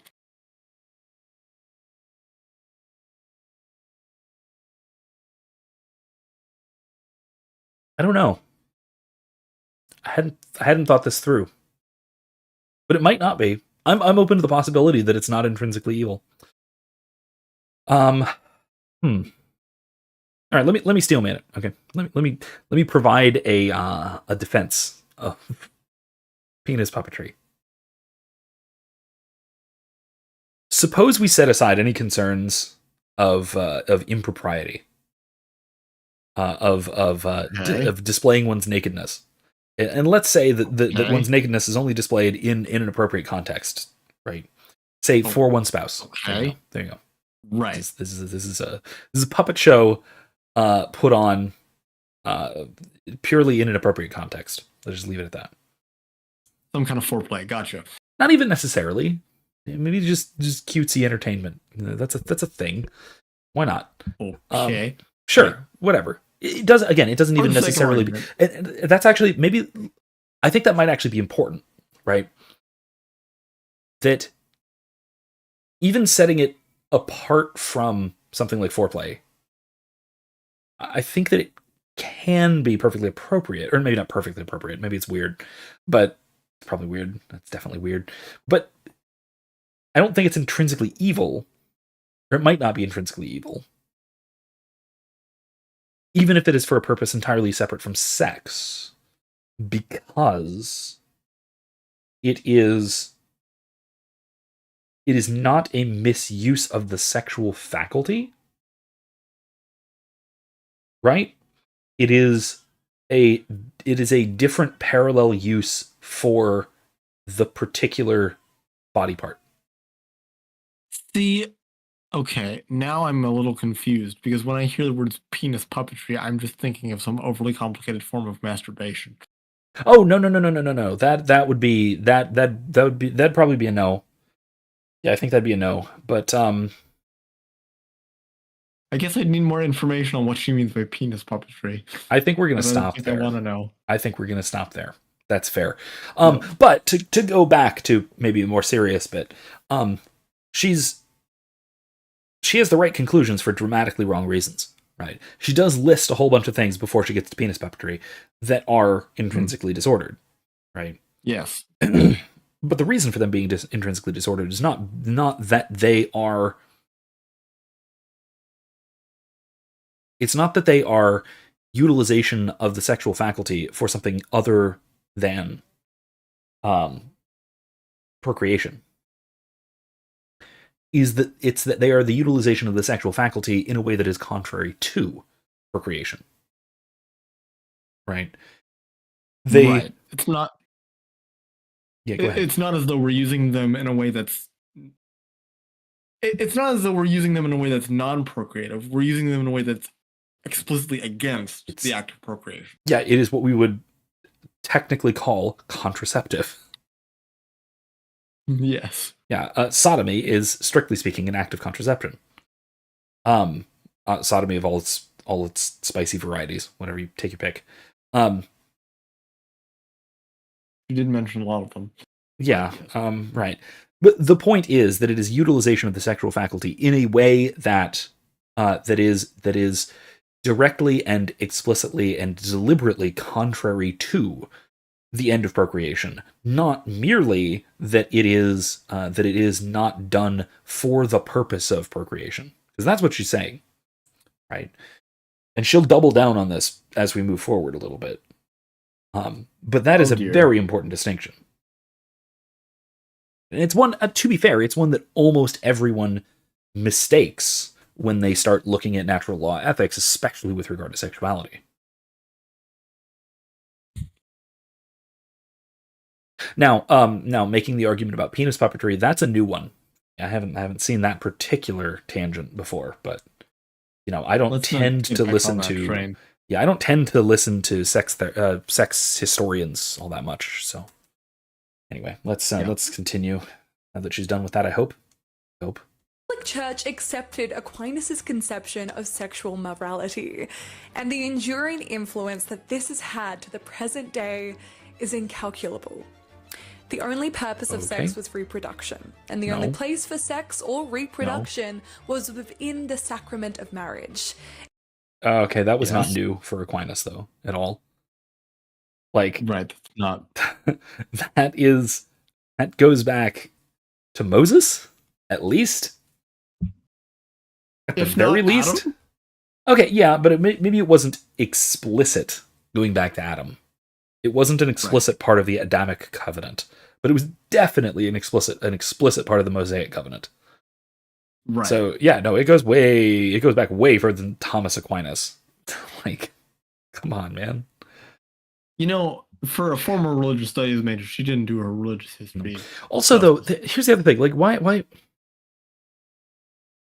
She acts like sex for the purpose of procreation is, well, that's one thing. But then, to think that the only appropriate place for sex is within marriage? Like, this is something more extreme? Like, really? Almost every society in human history has thought that, to some extent or another. I've had this thought for a while, and I'd be interested to hear your take on this, Professor. Yeah. I feel like a lot of secularists want to rename the reproductive system to the intimate pleasure system. Yes. They want to just disregard reproduction completely. Yeah, explicitly. Okay, my favorite example of this is it's another bad example of teleology, where I think it was one of the new atheists. I think it might have been Stephen Fry. Maybe somebody correct me if I'm wrong, if you recognize the line of joke. But he said something about how well, if God is a great designer, then he designed the human body poorly, because who puts the sewage system that close to the recreational zone? And intrinsic to this joke / criticism is the idea that the reproductive system is for recreation. Yes. Yeah, which, like... Well, and I mean, technically, yes, because we are creating, again, recreating. Okay, that's not what that means. Stop it, English major. You should know better. An English major should know better. Wait, was it really Neil deGrasse Tyson? Len, are you serious? No. I knew he was generally sexually inappropriate. Was that really him? Oh man. Okay. I'm sorry, Professor. That was a bad joke on my part. I shouldn't have gone there, but I had to. I would have expected that from a lot of people, but not from you, Adam. Not from you. God, I'm sorry. Anyway, not to. Oh, God, yeah, Len, go ahead. Put the video in Discord under. Speaking of which, the Speaking of Which channel is where we put stuff we were talking about on the live stream. Yeah. Continuing conversations we were having on the live stream. Yeah. Anyway. Yeah. Any other sex act in any other context was therefore steeped in sin. And while this rule may seem very clear... God, I hate that phrasing. Steeped in sin. Makes it sound like it's... puritanical? Yeah, I mean, it just makes it sound sort of lascivious. But also... Yes. But also...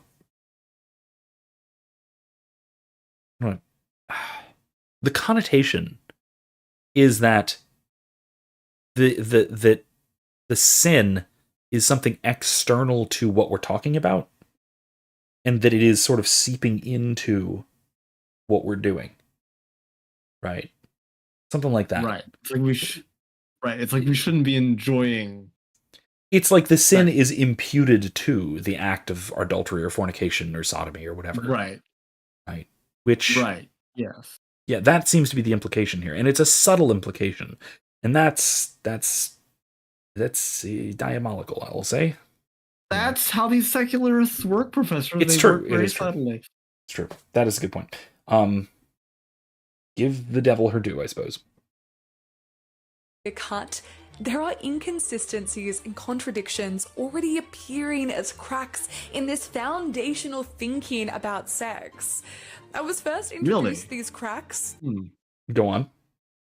I'm interested to hear what these cracks are, because I haven't found any in my study of natural law. There's not, but let's find out. Well, it could just be that she's finding cracks because she misunderstands the theory.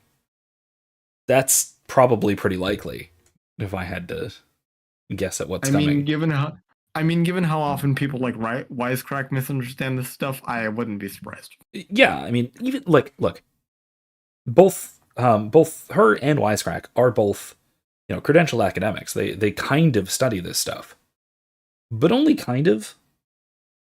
And so it is a common set of mistakes to make, but that doesn't mean that there's a good reason for making these mistakes. The information is right there.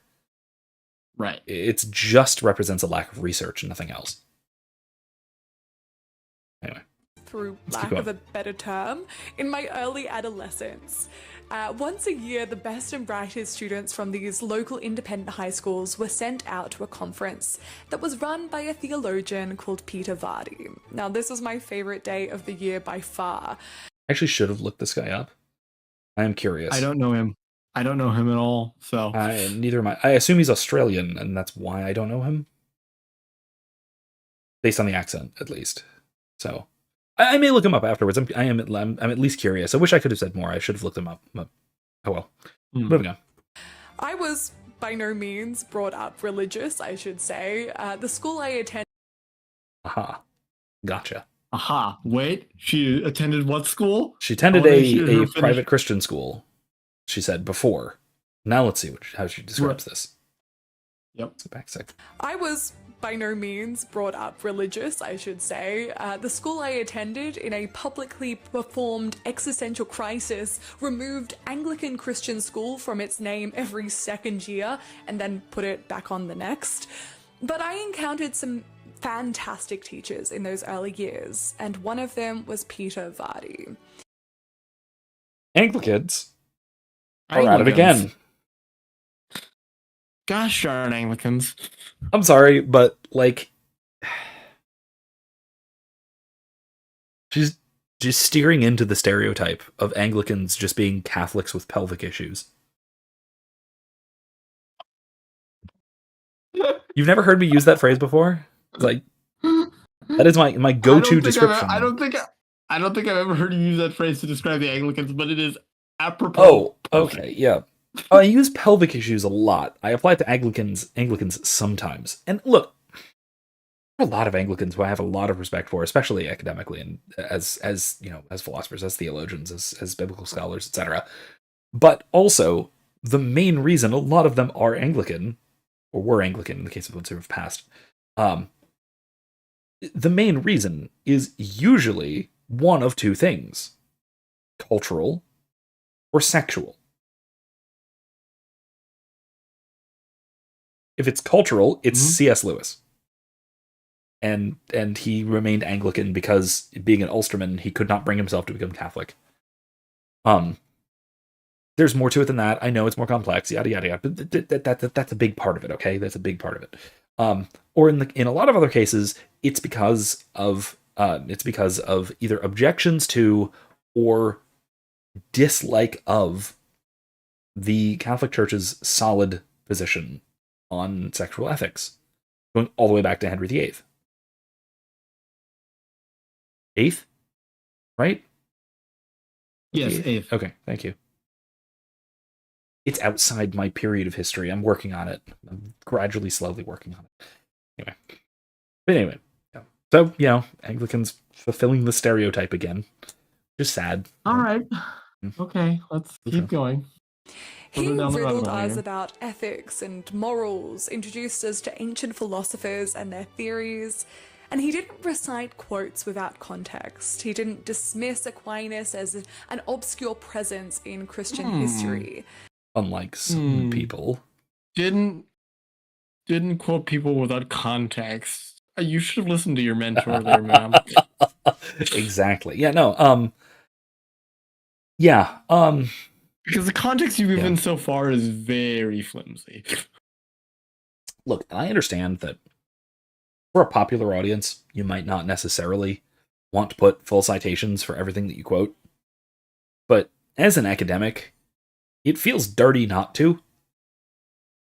She is an academic. Yeah, no, she is. I mean, she at least was. I don't know if she has made the full transition to YouTuber, but some of us do that. Right. That's fine. But look, you should keep those old habits, because some of those old habits are really good. my favorite example, my go-to example of the absolutely excellent academic turned YouTuber is Aiden Paladin. She does what I would call peer review quality research mostly in social psychology, not sociology, social psychology, which is a hard science, or kind of still social science, but it's pretty rigorous. She does rigorous academic work on YouTube with full citations. Like the thing in the description, or I forget if it's description or pinned comment of her video, is a document with a list of formal citations and quotes and studies that she put up on screen and all this kind of stuff. Like, that is aspirational to an academic YouTuber. I don't do that to that extent. Usually I will just include either a formal citation or a direct link. I kind of prefer links for YouTube, because for the YouTube audience, you can at least then, follow it. You can read the context yourself. But to do neither of those things and to just provide a quote with absolutely no context, and not just no context, but stripped from its context so as to have an opposite meaning of the original context, is just, man. I would say it's academic dishonesty, but that has a really specific meaning, and this doesn't apply. But it is certainly dishonest, and it's in an academic context. So, what else are you going to call it? Anyway, sorry, rant. Had to. Oh no, Discord thinks Len is not a human. Discord, he is. Trust me, I own you. You can trust me. Huh. Yeah, I actually don't see you. That's okay. I don't know how to fix that at the moment. To message me later, we'll figure it out. Anyway, let's keep going. He didn't only teach you about religion, he taught you to question it. And he was unafraid to talk about the things that we weren't meant to talk about. He taught us about the comfort food of various saints, and the fact that wombats have rectangular intestinal tracts so that their poo always comes out shaped like a cube. I think we are, actually. Just, no, move on. I don't want to talk about rectangular poop again. Let's go back a step, though. When she talks about that they would talk about the favorite foods of saints, as if that was something like a forbidden topic. What? That's the kind of cutesy little anecdote that any Sunday school teacher would go to town on. Right? True. Yeah, like, that's not abnormal at all. This whole idea that, theology classes are not to be questioned. Like, it's literally faith seeking something. When you seek, you ask questions. So yeah, I mean, maybe her audience doesn't assume that. Maybe her audience, Of course her audience doesn't. Her audience is all about kink stuff. She's a kinky historian. Okay, yeah, true. I was making the point that, and that's a good point too, but separate from what I was thinking. I was thinking that her audience, being generally secularists, have the vision in their minds of religion as Southern Baptists, and that's it. Where reason is thought of as something to be distrusted at best. Was it Luther that called reason a whore? Somebody called reason a whore. Luther did in fact call reason a whore. Yes. Which, to be fair, a lot of logicians, like actual people who study logic professionally, will say somewhat similar things in different language. But that's a different point that they're making, I suppose. Right. It's the common modern turn of phrase is garbage in, garbage out. That if you start with bad premises, you will get to bad conclusions. Which is kind of the point Luther was making, that reason can be used to justify any position, even bad ones, but that's not quite true. So,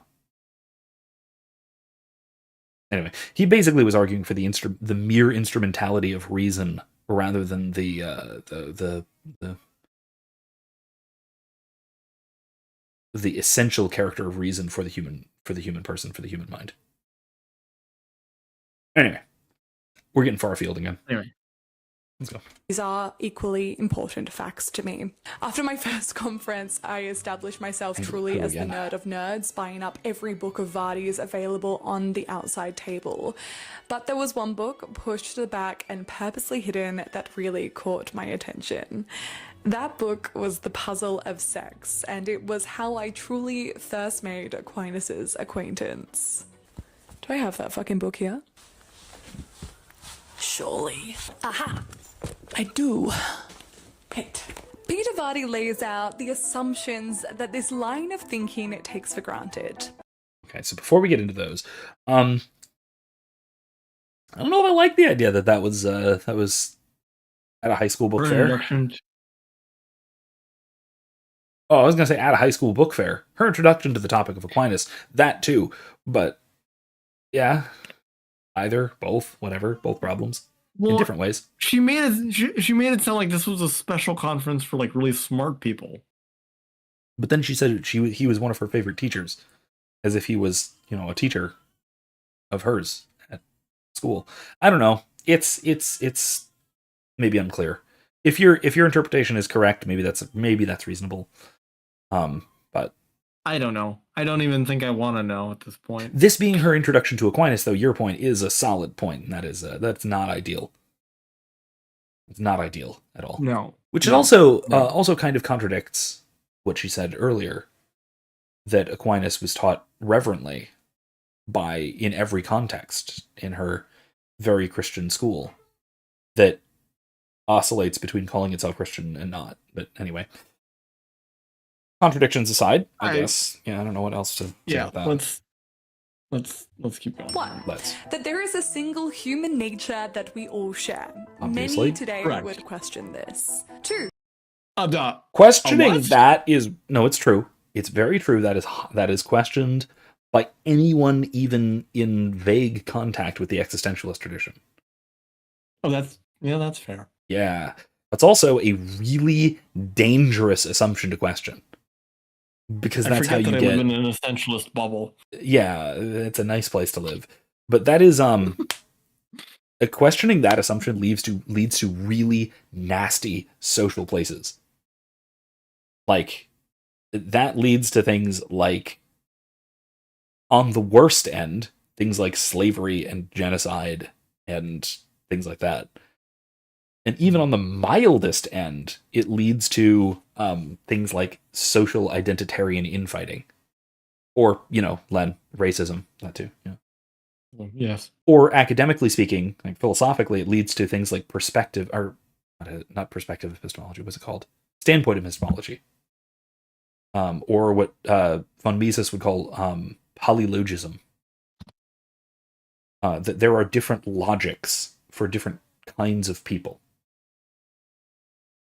Which is why you hear sort of leftists a lot of times talking about, as a person of color or as a woman or that kind of thing. Right. That's derived from questioning that fundamental assumption. All right. All right, let's see how she interprets this next one, because that the purpose of genitalia is reproduction, and therefore any other use of genitalia for any other purpose is wrong. And 3, that certain actions are intrinsically evil. Is rape intrinsically evil? Aha! So if certain actions are not intrinsically evil, then technically everything is permissible.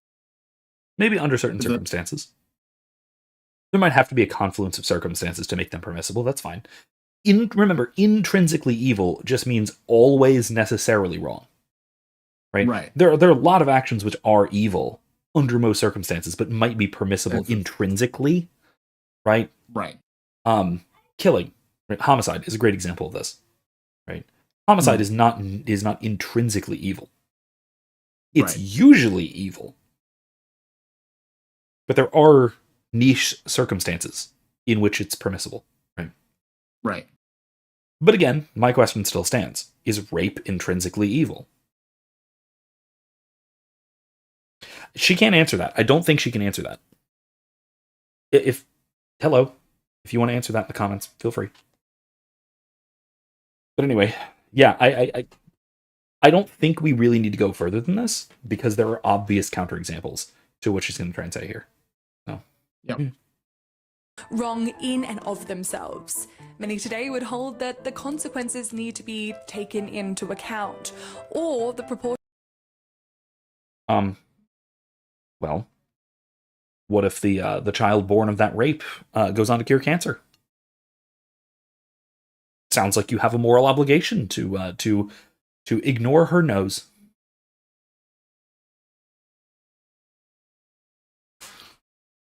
No, that, by the way, I have no comment. Yeah, good. There's nothing to say to this because this is absolutely absurd. It's again, I have a big problem with consequentialism because it's actually quite different from denial of teleology. Because I do think that there are people who genuinely do believe in consequentialism. It's just that they are terrifying individuals. They are unmoored from good moral sense to the point where they are capable of doing some obscenely evil things and feeling completely justified in doing so. Which anyway. Proportionate benefits of an action need to be weighted, and it's impossible to isolate an act from its consequences or intentions. There is also a contradiction about requiring adherence to a natural law and the fact that sex can only take place within the bounds of marriage. An institution that is not found in the laws of nature, but one that is specific to human civilization. Okay, here's that point. Here we go. What does she mean by nature? That's the real question we have here. Sorry for the bright facial light. There we go. Right. And this is what relates to that tweet that I tweeted. Which actually, it's funny. Go ahead. I was gonna say, if she can't define human nature, then that basically means that marriage is not intrinsic to blank. Right. Well, it's not that. It's not even the contradiction with point number one. Rather, actually, that's funny. That's interesting. Because she seems to know what nature means in the context of her first assumption that she wants to question. Because nature means the essential character of a particular kind of thing. No, it's the nature of something. Right. In this context, that's what that means. Right. But in the context that she is using it here, rather than in point one, the context she's using it here is a kind of a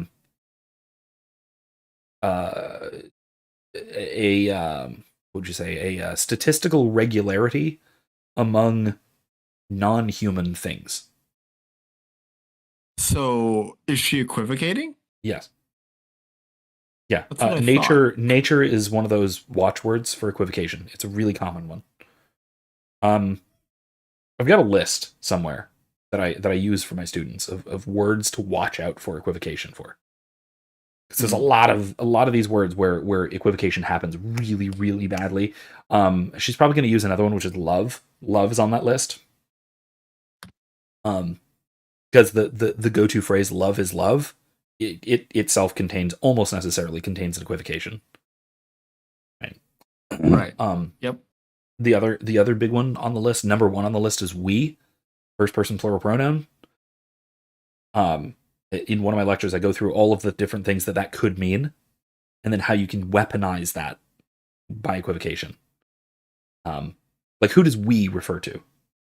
Mr. English major, who's we refer to? Depending on the context, we could refer to either the plurality of people or a single person invested with so much authority that they speak for an entire majority. Oh no, I was even okay. My students don't usually get that one. But so we could refer to the two of us. It could refer to the three of us. It could refer to the two of us and chat. It could refer to Catholics. It could refer to just me. For example, that's actually really common in academic use, where an author will use the plural to indicate just me, right? We in substitution for I. It's just an academic convention. There's no real purpose to it. It's just basically so you can't distinguish between a monograph and a co-written paper. So you basically will just use we in a lot of academic contexts. Or it can refer to you and not me. My favorite example of this is if you have a dog and you say to your dog, say your dog pees on the carpet, and you say, no, we do that outside. No, you don't. Your dog does. Right. Right? So yeah, we can refer to damn near anything. So that's another good example. Which is why I never use we in that context. I always use you. Well, good. But it's always going to be ambiguous, though. That's the problem. Unless you specify who you're referring to, which you never do. Because why would you ever do that? It's usually implied. It's just you have to be careful about how it's applied. About how the implied referent gets applied in each use of the term, because it could drift. And that's when things get dangerous, and that's especially politically dangerous, but that's for another discussion. Anyway, so yeah, the tweet, right? I said it, meaning homosexual behavior, sodomy, is unnatural in all 1,500 species, in the only relevant sense of the term. It just isn't immoral, because they aren't culpable due to their irrationality. Arguably,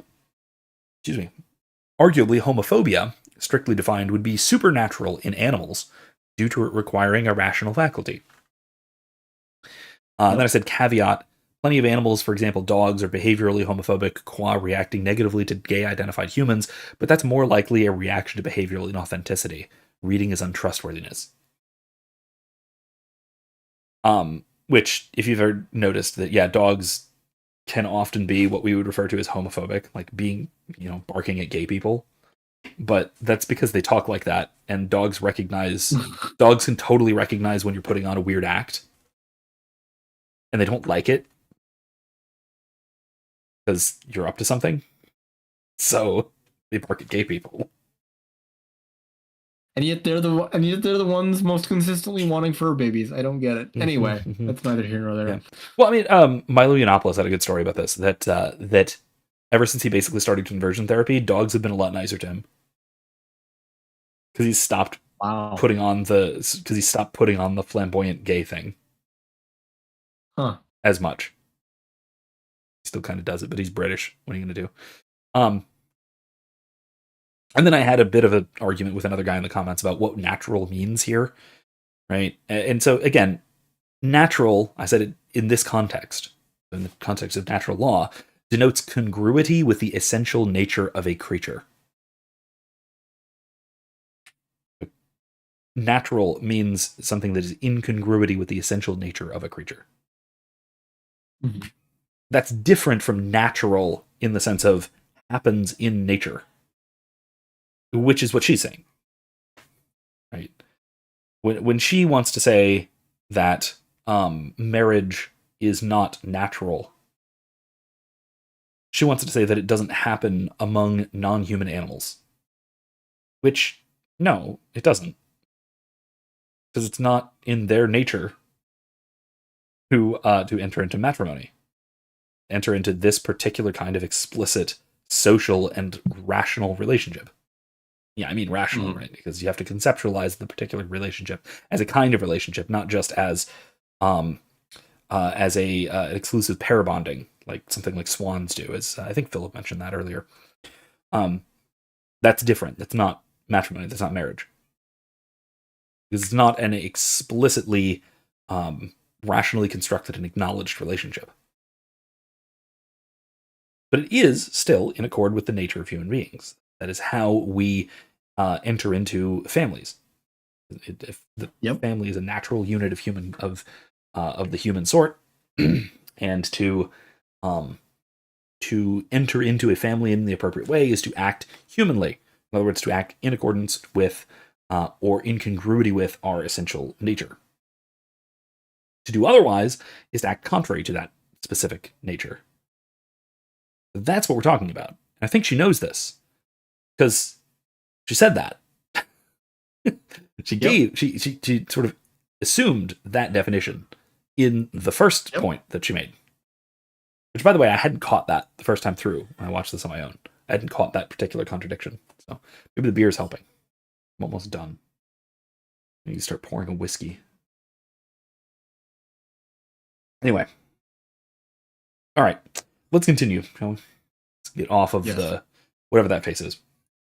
The roadmap can therefore be summarized as humans should always act as nature prescribes, except when Christian traditions contradict these natural instincts. No, they don't. That's the point. Again, she's very, very rapidly equivocating between nature and natural here. I'm very interested to see what Christian traditions contradict natural law in her mind. Oh, she means marriage. She means marriage. Because she's in this instance taking natural to mean happens among non-human animals. Oh, that's where the equivocation is coming from. I see. There it is. Yes. Yep. Okay. I understand now. Yeah, let's actually take it back because I want to pick apart this specifically because I think she's even equivocating between premise and conclusion here. Or, I mean, premise and exception, I guess I should say. To prescribes, it's summarized as humans should always act as nature prescribes. Yeah, humans should always act as nature prescribes. What does nature mean there? I think it must mean human nature, right? Mm-hmm. Right? That's got to be what that means in this context. She must understand that. But continue. Except when Christian traditions contradict these natural instincts. And then... Okay, the natural instincts here, and especially instincts kind of gives it away. That what she means is the merely animal. Right. Yeah, natural instinct is different from natural law. Yes. Yes. Yeah, C.S. Lewis talked about that a lot. Quite a lot. Abolition of Man, in Mere Christianity, in The Poison of Subjectivism, in at least one or two other essays. Can't think of which ones. This is a common topic. He was very good on this. I wonder if she ever read any Lewis in her time as a religious studies major. I doubt it. Lewis isn't often read in religious studies. Not in my experience, at least. Same. He's not even... Honestly, he's not often read academically, which is really sad. He at least should be read in sort of anything to do with cultural or literary history. Because his academic work on those subjects are brilliant. All of my Protestant English professors loved Lewis, so I was recommended Lewis every week. There you go. Excellent.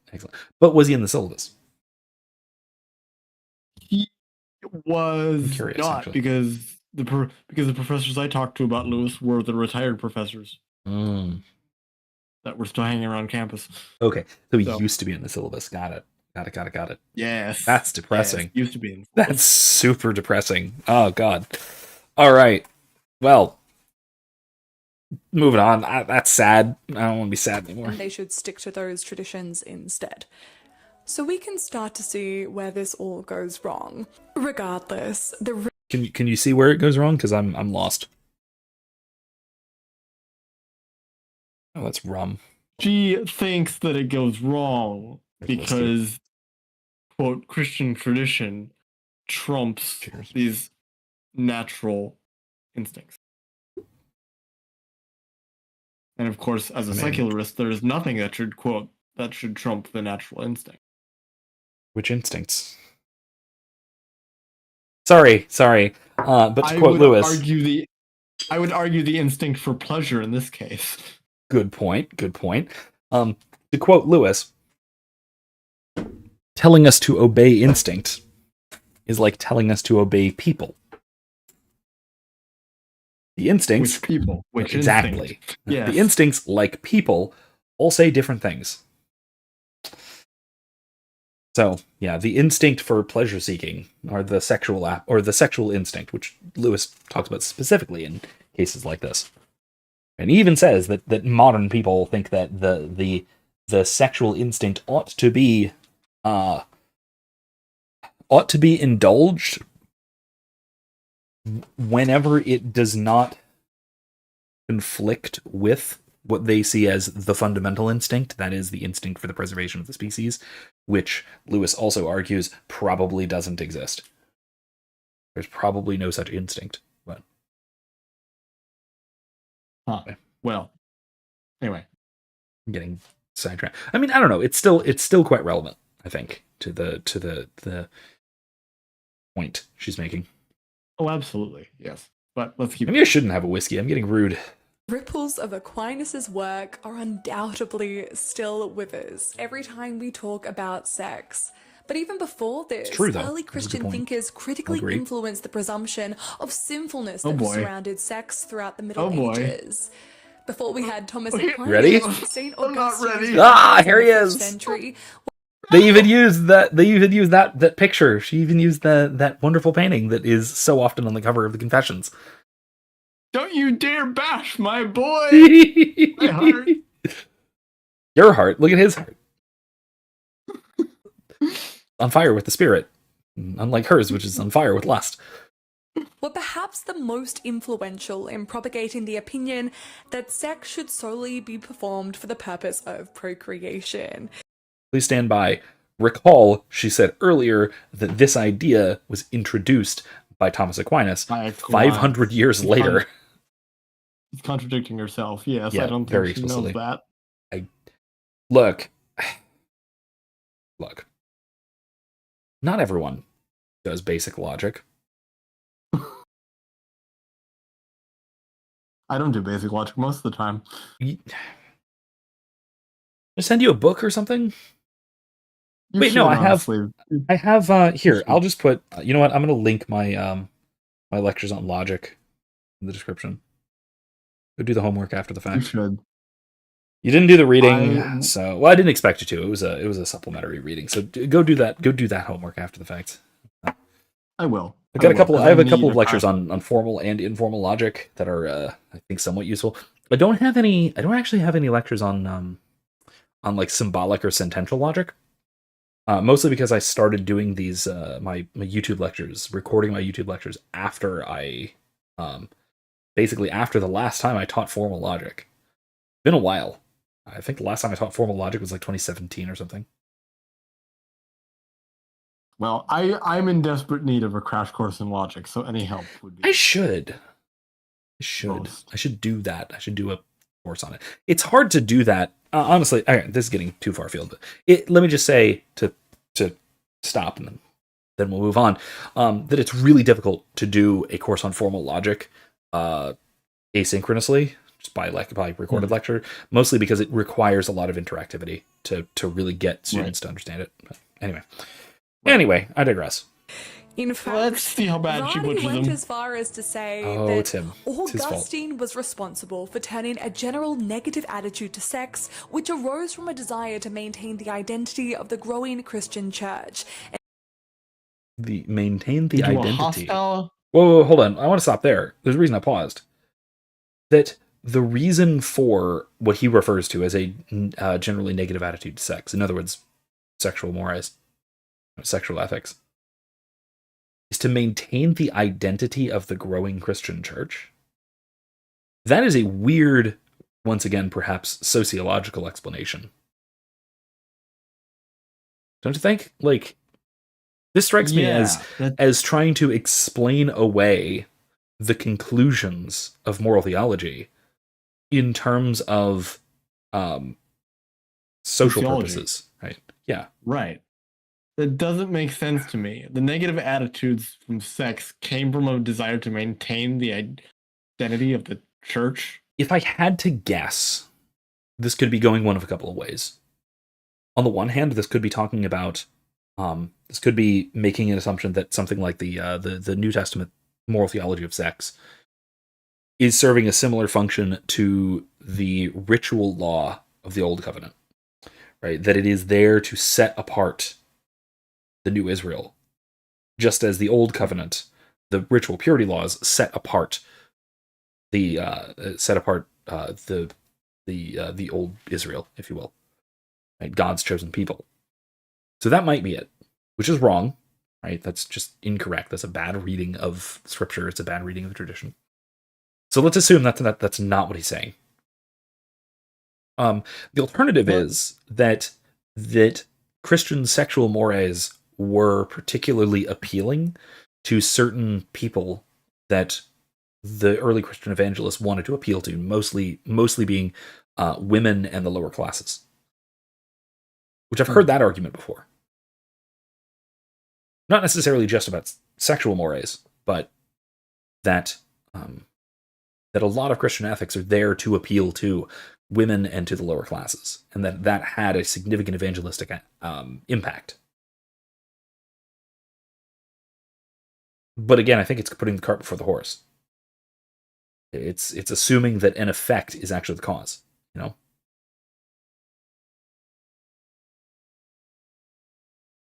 Right. Anyway, let's get to the rest of the quote. Yeah. In a hostile environment into a negative attitude based on theological principles. Okay, so he's just accusing Augustine in particular of post hoc reasoning.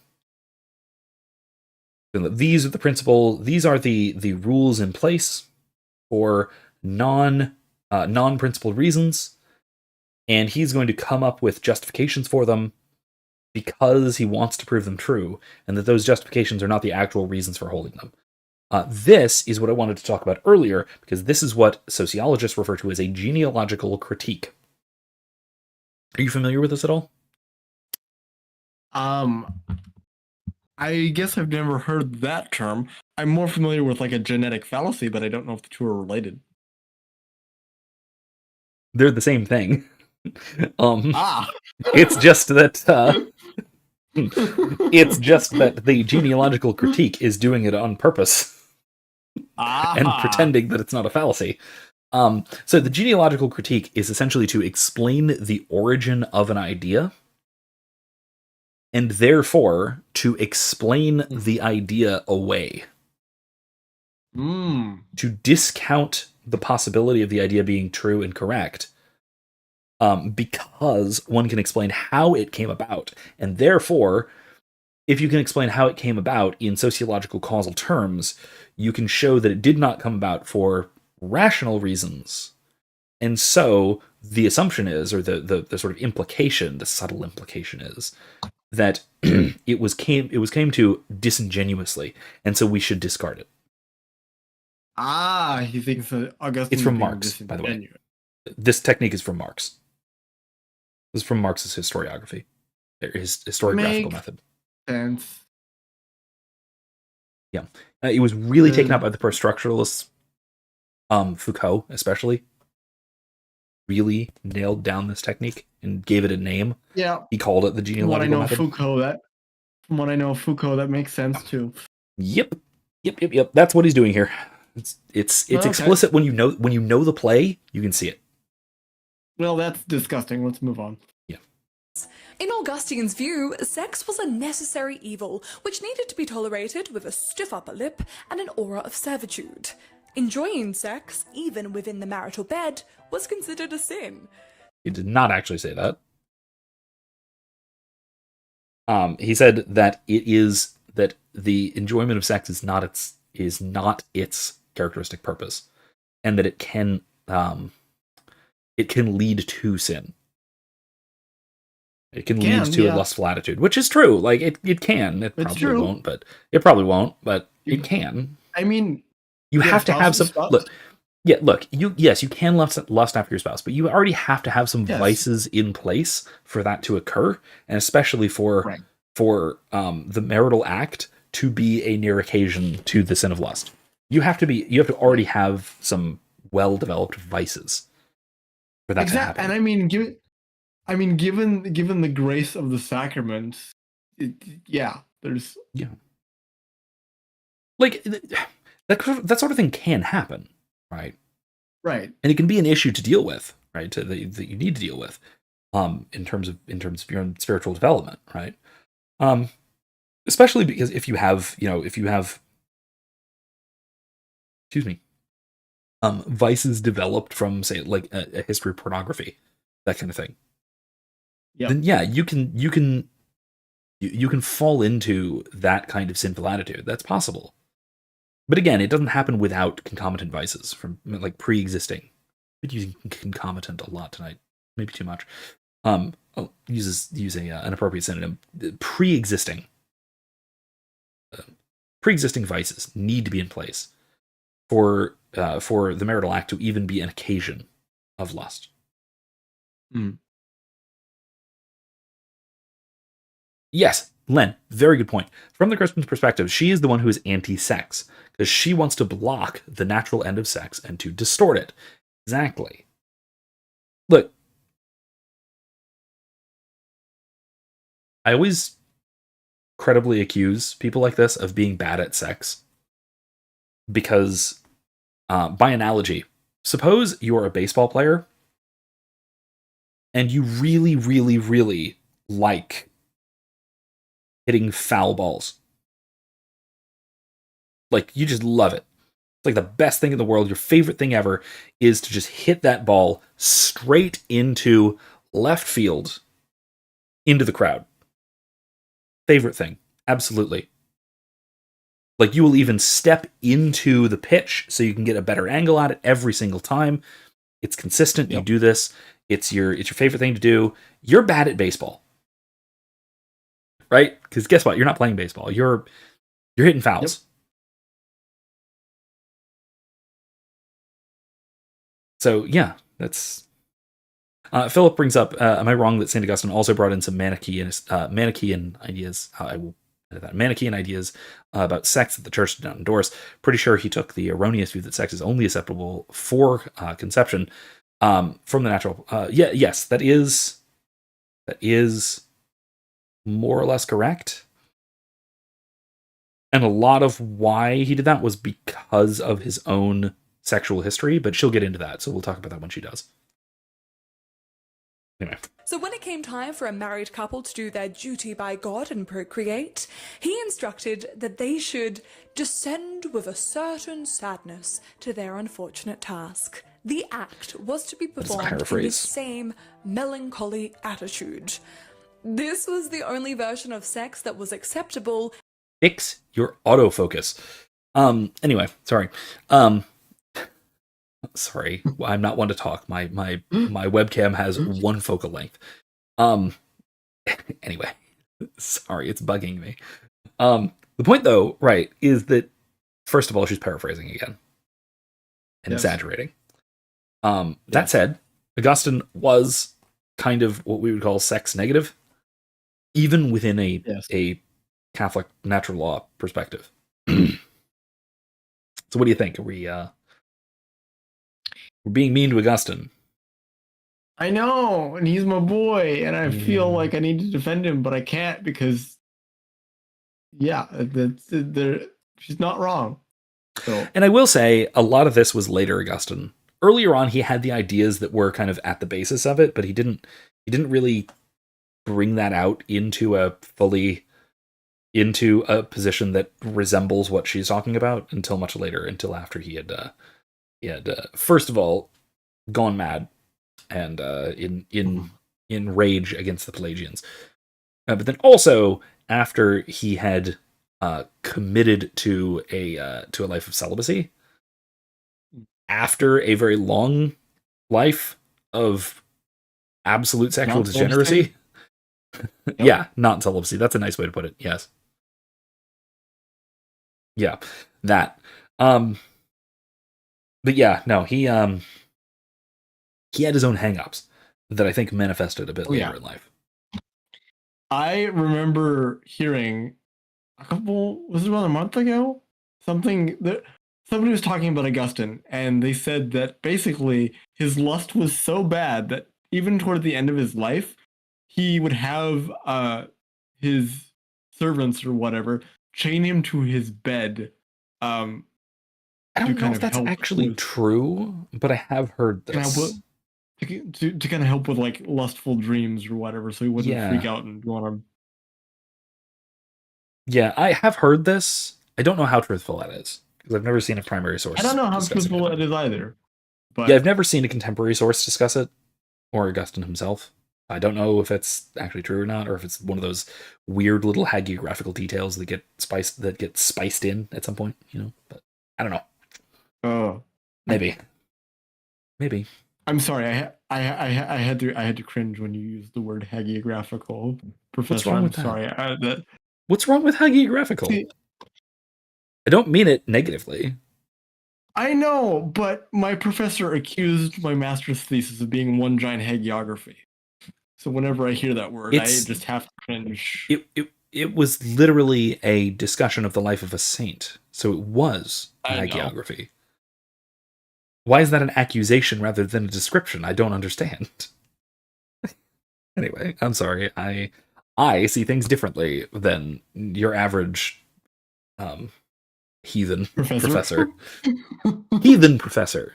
I see things in a relatively similar way to a lot of my my fellow believer professors. I know a lot of them too, and we kind of see eye to eye on things.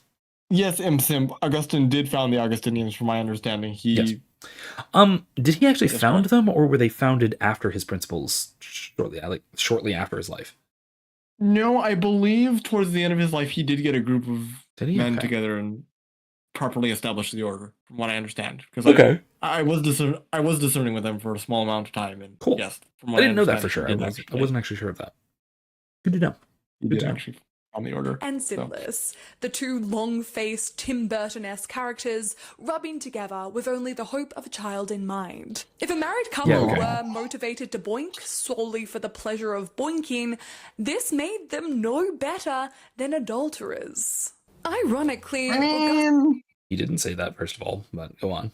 He didn't say that, and I mean, technically, yes, if you're married, I believe you can boink just for the purpose of boinking, as long as you're okay with the possibility of a child coming out. Mm-hmm. Yeah, that's okay. That's fine. In fact, you probably should, actually. That's probably a good idea. Principles and order were created by him for nuns and later adapted for men. Interesting. Okay. I thought it was the other way around, but I could be wrong, Philip. I don't know. I don't know the history of the Augustinians for women. I don't know. Anyway, yeah, no, that's look, I understand that Augustine does talk, like I said, he talks about the possible temptations and the danger of pursuing sex for the end of pleasure. Right? But he doesn't really denigrate, even later on, as far as I know, and I'm not as familiar with late Augustine as I am with earlier Augustine, but especially in his earlier works, but even in his later works, because I've read City of God, and he doesn't do it in there, but I don't think he goes into criticism of sex for the purpose of spousal union. It's just that he doesn't see that as a proper end. Like we said before. It's just that later on he sort of drops that element of the discussion and puts the contrast as between procreation and pleasure, and kind of lets go of what we would today call the proper secondary end of sex.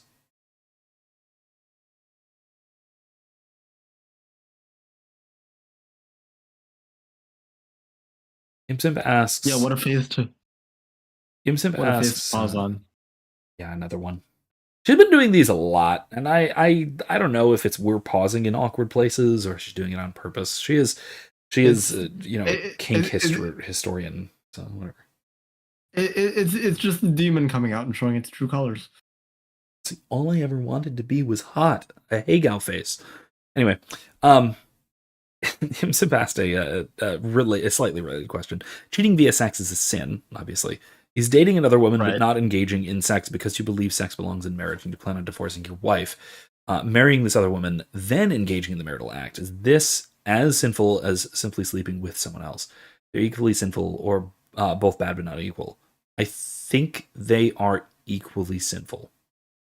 I think. Right. You would have to prove that your marriage to the first woman was invalid in the first.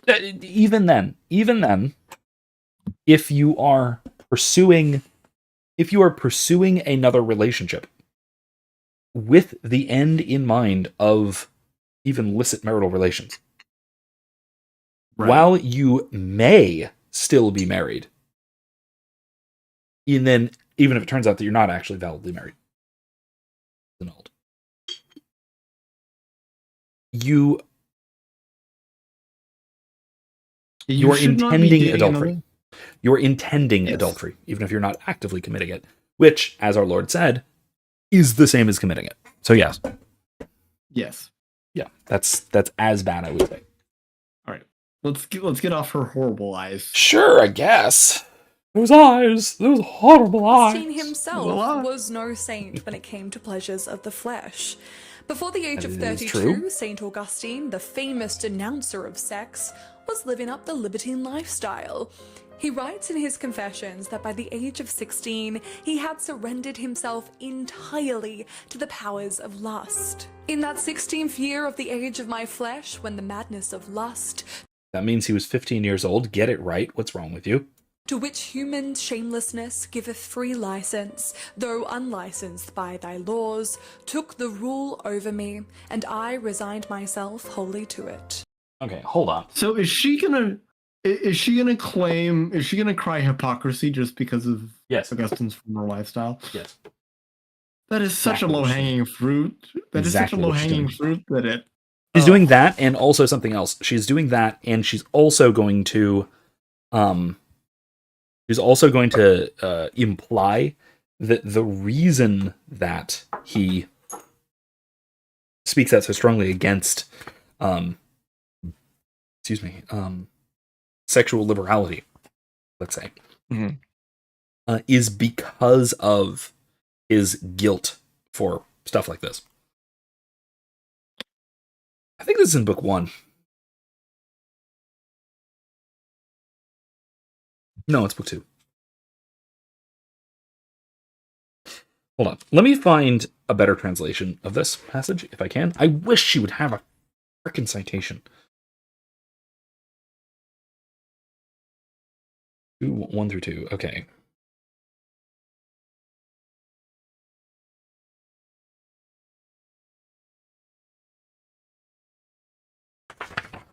Where is this? Like I said, I really want to find...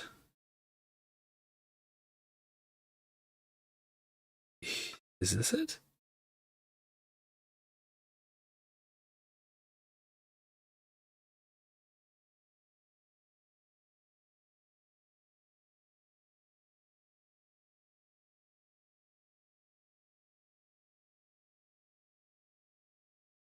No.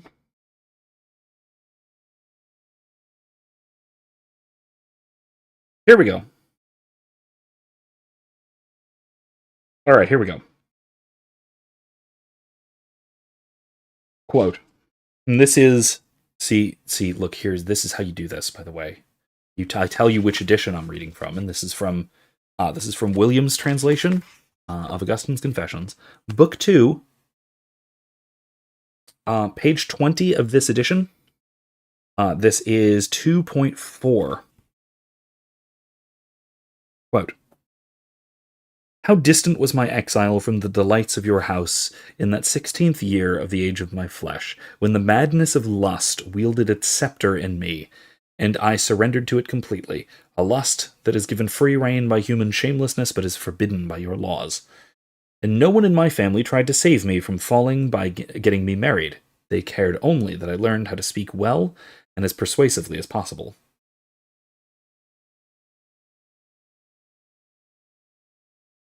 Really has a different connotation, doesn't it? When you read it in context with a better translation. Yes. Yeah, crazy. Anyway. I'm just making that same point that we keep making over and over again, that, like, she says, oh, yes, this teacher of mine really showed me how to make sure that all of these quotes are kept in good context, where she rips this passage here just violently from its surrounding context, which was about the ongoing discussion of all the adults in his life caring about his worldly ambitions, rather than caring for his soul. That's what he's talking about here. He's not talking about how nasty and evil his penis was. Shut up. What? Like, that's not what he was getting at. Why do people have to rip quotes out of context like this? And even worse, why do people... listen, she didn't even use the translation that uses the word scepter. She could have made a pun out of that. She would have, too. You know, she would have. They have to rip quotes out of context, and even worse, they have to accuse people like me. My professor accused me so many times of ripping quotes out of context when I wrote my thesis. I was just like, no, I'm not. No, I'm not. I'm providing citations, and I'm following up and showing you why I just quoted that paragraph. I insist, by the way, that this is a fantastic translation with really good notes. This is from my old academic advisor, Thomas Williams. Great translation, great research that goes into it. I was in the class that sort of helped refine this translation as well. So awesome. A great translation. Nice artwork, by the way, of the larger of the prodigal son. There we go. Nice. Yeah. All right, let's move along, shall we? Describing himself as boiled over in his fornications, Augustine admitted that sex became his obsession for the first 3 decades of his life. By 17, he'd taken a lover with whom he would remain, if not entirely faithfully, with for 15 years. And she would give birth to their son before being dropped by him so he could become engaged to a 10-year-old heiress. Yes. As this child... Okay, so once again, she has an explicit contradiction here. You'll note that she says that he remained faithful to his lover for 15 years, which is actually true. But then he abandoned her after the birth of his son, to be engaged to a 10-year-old heiress. That is not actually correct. He did not abandon her at that point. He was not actually engaged. He was in the process of being arranged to be engaged, if I remember correctly. Correct me if I'm wrong on this. You know your confessions quite well, right? But that was midway through this affair he was having with his mistress. He went back to her afterwards, right? If I remember correctly. At least for a while before he decided to be celibate. If I remember correctly, he tried, and I believe the mistress wanted nothing to do with him. Okay, no, that rings a bell. And she was like, "Nope, you take the kid, and you're on your own." Right. I thought she left the son with him. Yes, yeah, he wound up raising him. So yeah, this is a wild distortion of this story. Also, arrangements like that. The assumption was not the let's say the Muhammad model of consummating the marriage between 9 and 13. No. To Betsy, no. No. Arranged marriages were quite common in the ancient and even into the early medieval world. It's just that the arrangement was made when both prospective spouses were young, quite young even like children. But then the marriage would take place when they were both of marriageable age. Exactly. Sleeping Beauty, which, by the way, late teens. She was a baby. Late teens through most of the ancient world, for both men and women. Like the youngest age of consent you'd really, well, what we would today call age of consent was like 14 for women. It was about the lowest it went, like at least in the West. It went way lower in Dar el-Islam, but that's because of a certain prophet. But anyway, I remember people being so shocked that Romeo and Juliet were marrying so young, and I'm like, it's pretty normal. That was how they did that at that time. So yeah, I do have a video on this subject. To answer Imsum's question, though, yeah, you should never look at your spouse lustfully, even if you are married. It's not something you need to like hold back from and then have free reign on the wedding night. You should.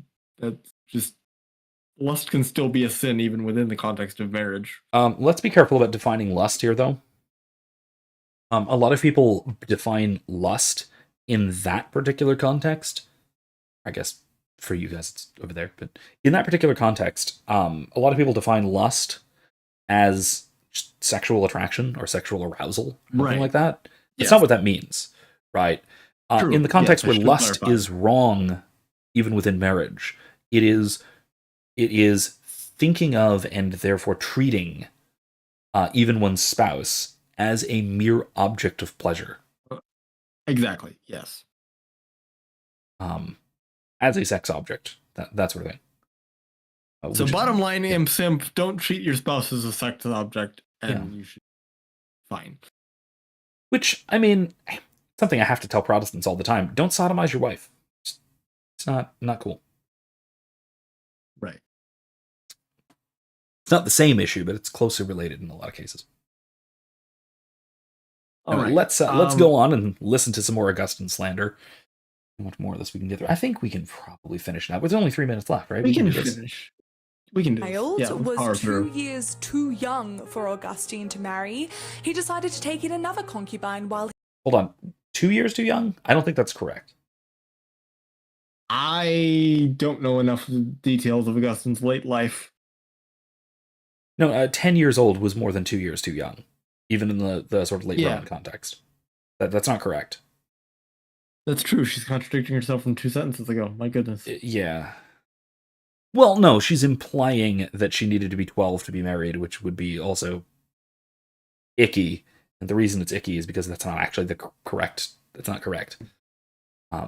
Now, she might have, in that context, needed to be 12 to be engaged, to be committed to marriage, maybe, but not for consummation. That I don't believe that was anything like the custom at that point. Even in a Roman cultural context, forget about Christian cultural context. Anyway. He waited. I hope it goes without saying that it's only because Augustine was a man that he could act the way he did and still succeed in becoming a Christian saint whose writings profoundly influenced the sexual intolerance of the Christian church, which it continues to preach in many places across the world to this day. Aha! It's Augustine's fault for all this so-called sexual intolerance, Professor. I'm so mad. Okay, I'm not mad at that. That's not what I'm mad about. I'm mad that she's implying that she's implying sexism here, right? She's implying that Augustine got to get away with all this because he was a man. That a woman doing equivalent things would not have been a saint, would not have been respected by the church, would not have been accepted, would not have been. No, that's absolute nonsense. Because there are plenty of women saints with a nasty past. Mary Magdalene? Great example. Fantastic example. The point is not that Augustine got away with it because he was a man. It's that he repented of it because he became a Christian. Which makes it sound like Augustine was a hypocrite. Yes, Imp Simp, exactly. Yes, thank you. Yes, Imp Simp, exactly. Which he was not, right? Actually, no, that's not true. He was absolutely a hypocrite for a while. Yes. And then he stopped being one because he actually repented and was baptized. Right? After he had stopped all of this, as he was stopping all of this, and went the opposite direction. And then eventually wound up going too far in the opposite direction, but whatever, set that aside. Sorry, I gotta criticize Augustine a little bit, late Augustine for some of this stuff. But point being, right, is that the point being though, is that she's making it out like that him doing all this, right, all of this sexual impropriety of his, is perfectly okay. And it's okay because he's a man. But it's not okay.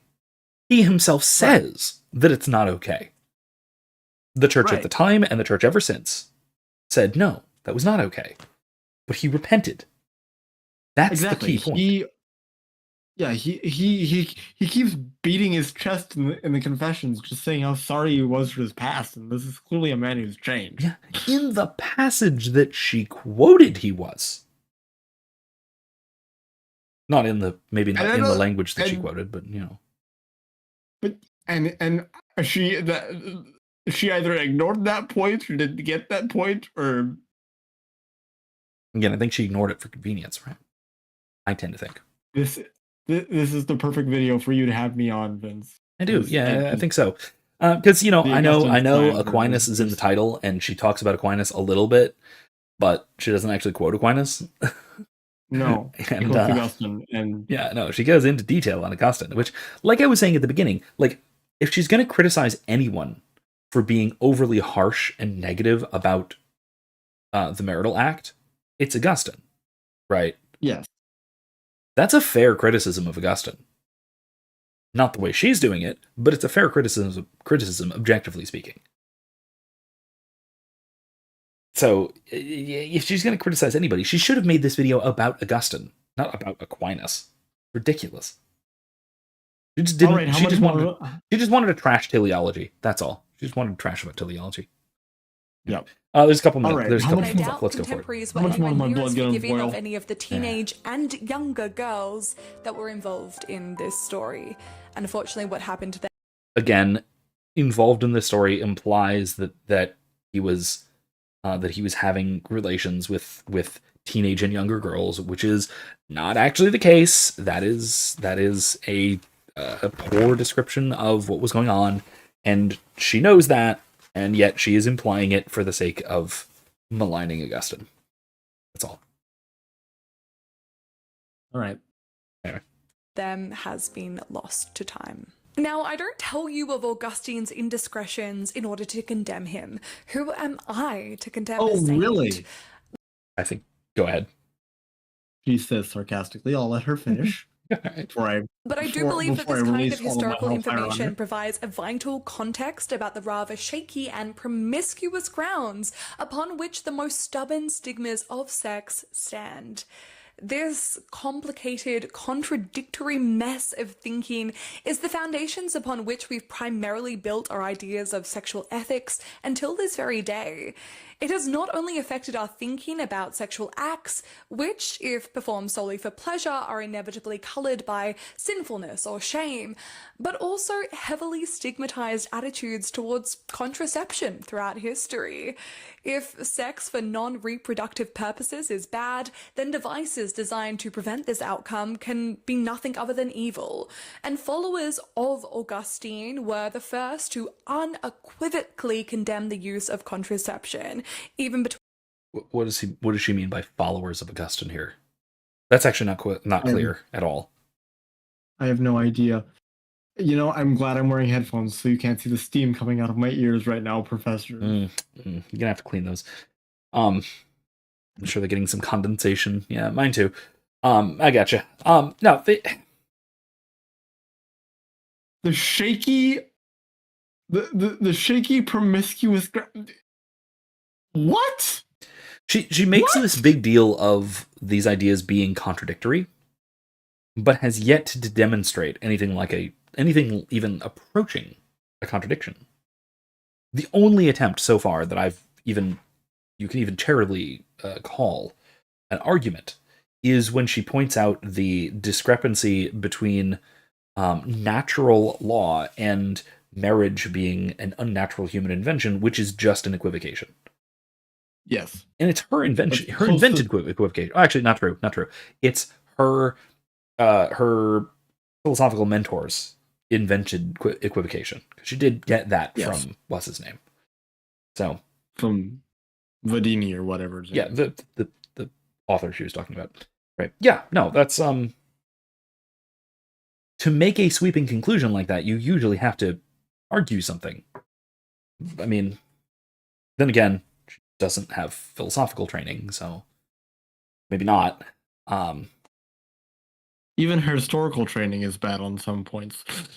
Okay, fair point. Now, look, again, professional biases coming up here, but I find academics in other disciplines have a harder time than philosophers explicitly stating and arguing directly for a thesis.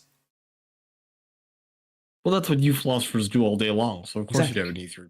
Right, yeah. So we've got the practice, which is good, because everyone should have some training in doing that. If you're going to be an academic at all, you should have some training in constructing and defending a thesis. Just like, unlike philosophers, frankly, you should have some training in extensive research, in in-depth research, which, quite frankly, a lot of philosophers don't do. Even if we do research, we do what we like to call research, which is reading what somebody else had to say and then just arguing against them. That's a lot of times what philosophers will call research, which is very different from what any other academic discipline calls research, right? I mean, that's what I did as an English major. Just found sources and just I mean, as an English major, I was required to take an introduction to graduate research course and then several courses on how to properly form an argument. So I mean, I didn't get it from a philosophical lens, but I got it from just a literary lens of how to form a paper. Yeah, and I will. Okay, yeah, other disciplines will do that, but also I will note, and maybe I'll correct me if I'm wrong here, but I feel like that really only tends to happen at the graduate level, whereas for philosophy majors that happens like first year undergraduate. Like, here's what a thesis is. Here's how to argue for it. You'll learn about research in your composition class or whatever. I would argue you're half right. Okay, it does happen. It happens more at the graduate level. Mm-hmm. It does happen at the undergraduate level, but just to a lesser extent. We were taught proper methods of research in the undergraduate level. It's just that our research basically was not meant to be as deep and extensive as graduate level research. Okay. Because I had to write a thesis to graduate undergrad, which I did. That thesis paper passed with flying colors because I had a competent professor. Nice. That's a nice change up, isn't it?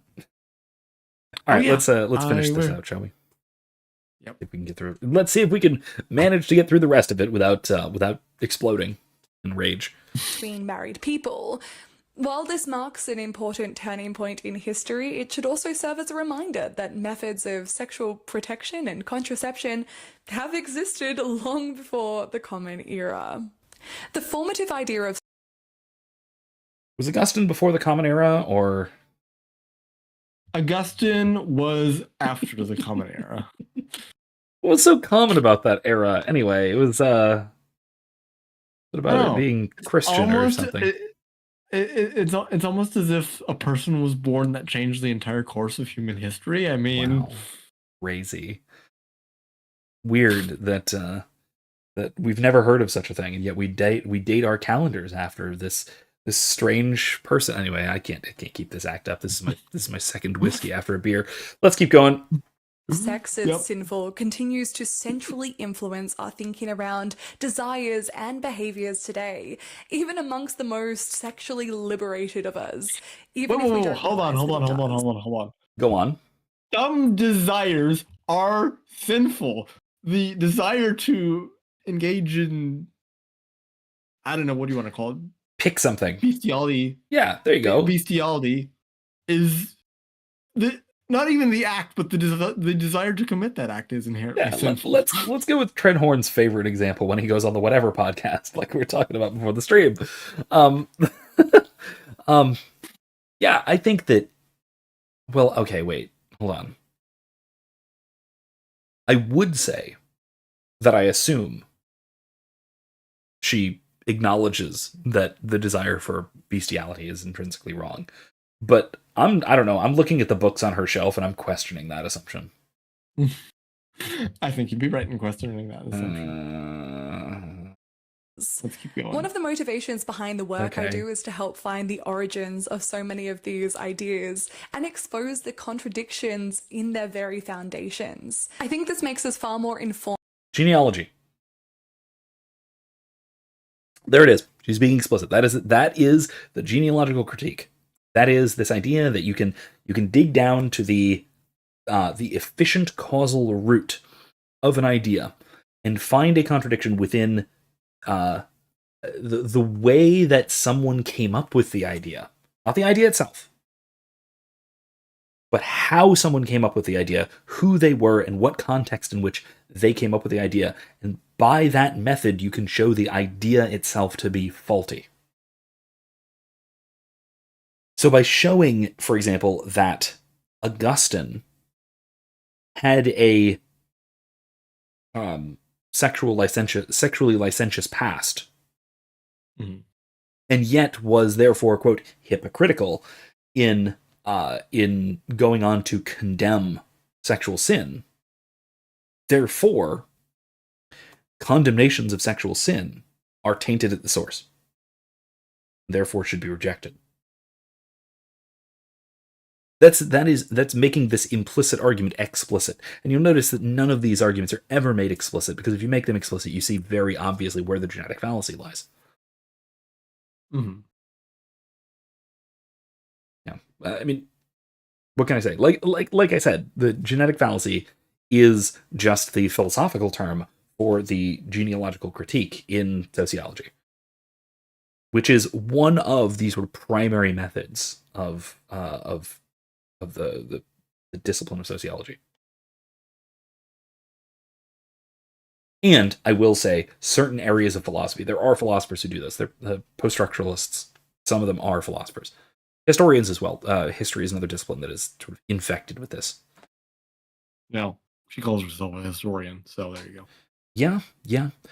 I would guess that her historiographical methods are derived from the post-structuralists, Foucault especially. That's my best guess. A lot of people who study sex as an object of academic study, right?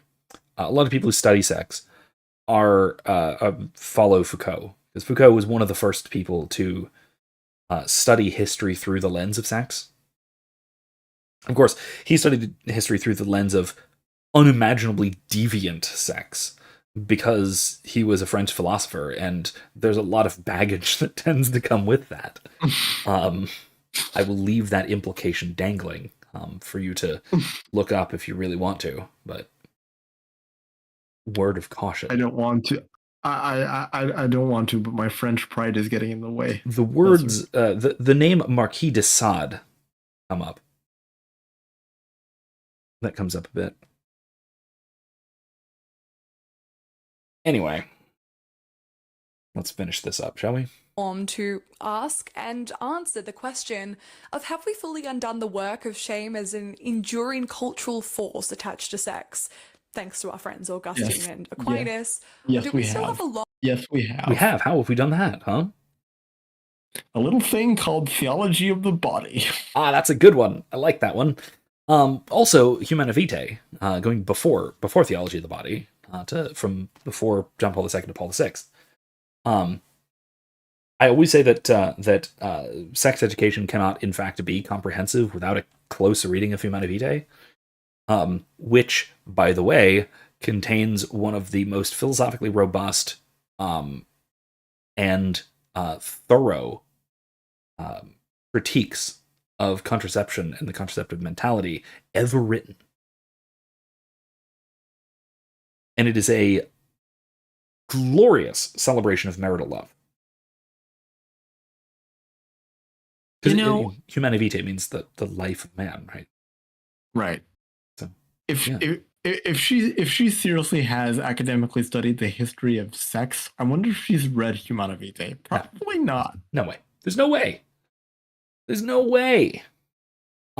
read a lot of the critiques of Humana Vitae from other people who didn't read it. I guarantee. Because remember, Humana Vitae was roughly contemporary with a lot of the writings of, guess who? Michel Foucault. Right. There are two sides to the coin that was the mid-20th century sexual revolution.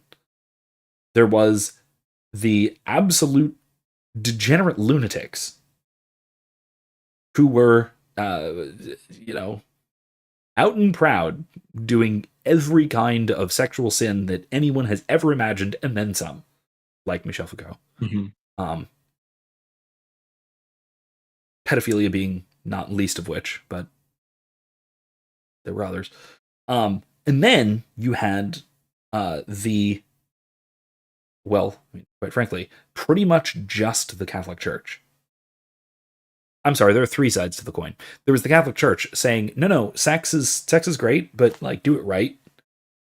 Stop doing all this weird stuff and calling it sex, please.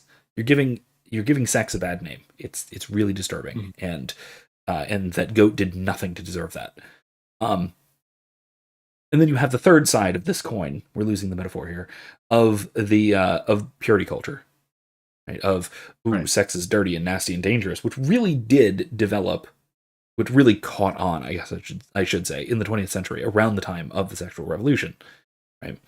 Sure, there were traces of this that go back to the Puritans, that go back to the Victorians, that go back to the early Calvinists, that go back to Augustine. Sure, fine, whatever. But that was a rare and minor undercurrent. This conflict really came up around the sexual revolution.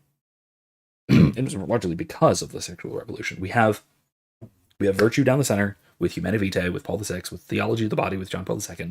And you have the revolutionaries on the one side and the counter-revolutionaries on the far side. You've got the excess of lust on the one side. You've got the desperately wanting to seduce and then ultimately rape your sister. And then you've got the far other side of absolute abject disgust at any even suggestion of sexuality on the far other side. Both of which are the vice of lust, contrary to the virtue of chastity. So you're saying it all comes back to it all comes full circle to what we were talking about in the beginning of the stream, which I'd love to do. We're not going to watch the end. That's a good place to wrap up on. How about that? I think so. Timing. Yeah. And we're at like exactly 3 hours. Would you look at that? Well done. Well done. Cheers to us, huh? Yes. Well, thank you for having me on, Professor. Thanks for joining me. This was a great time. So this has been a good stupid little podcast. Yep. It's always fun reacting to these. So yeah, do keep them coming, as frustrating as they can be sometimes. I will. Yeah, it was good. All right. Well, if go ahead and plug anything that you've got coming before we wrap up. Say if your audience is interested in following me and checking out some of my work, I recently wrote a blog post about my own opinions concerning the use of artificial AI within creative writing context. So, which I have no expertise on the creative writing context, but for what it's worth, I think you're probably right. I generally agree. So it's worth checking out. If you're a member of my audience, you should probably be a member of Adam's as well. So check him out. Thanks for joining us. Have a great time. I will see you guys next time. Have a good night. Bye.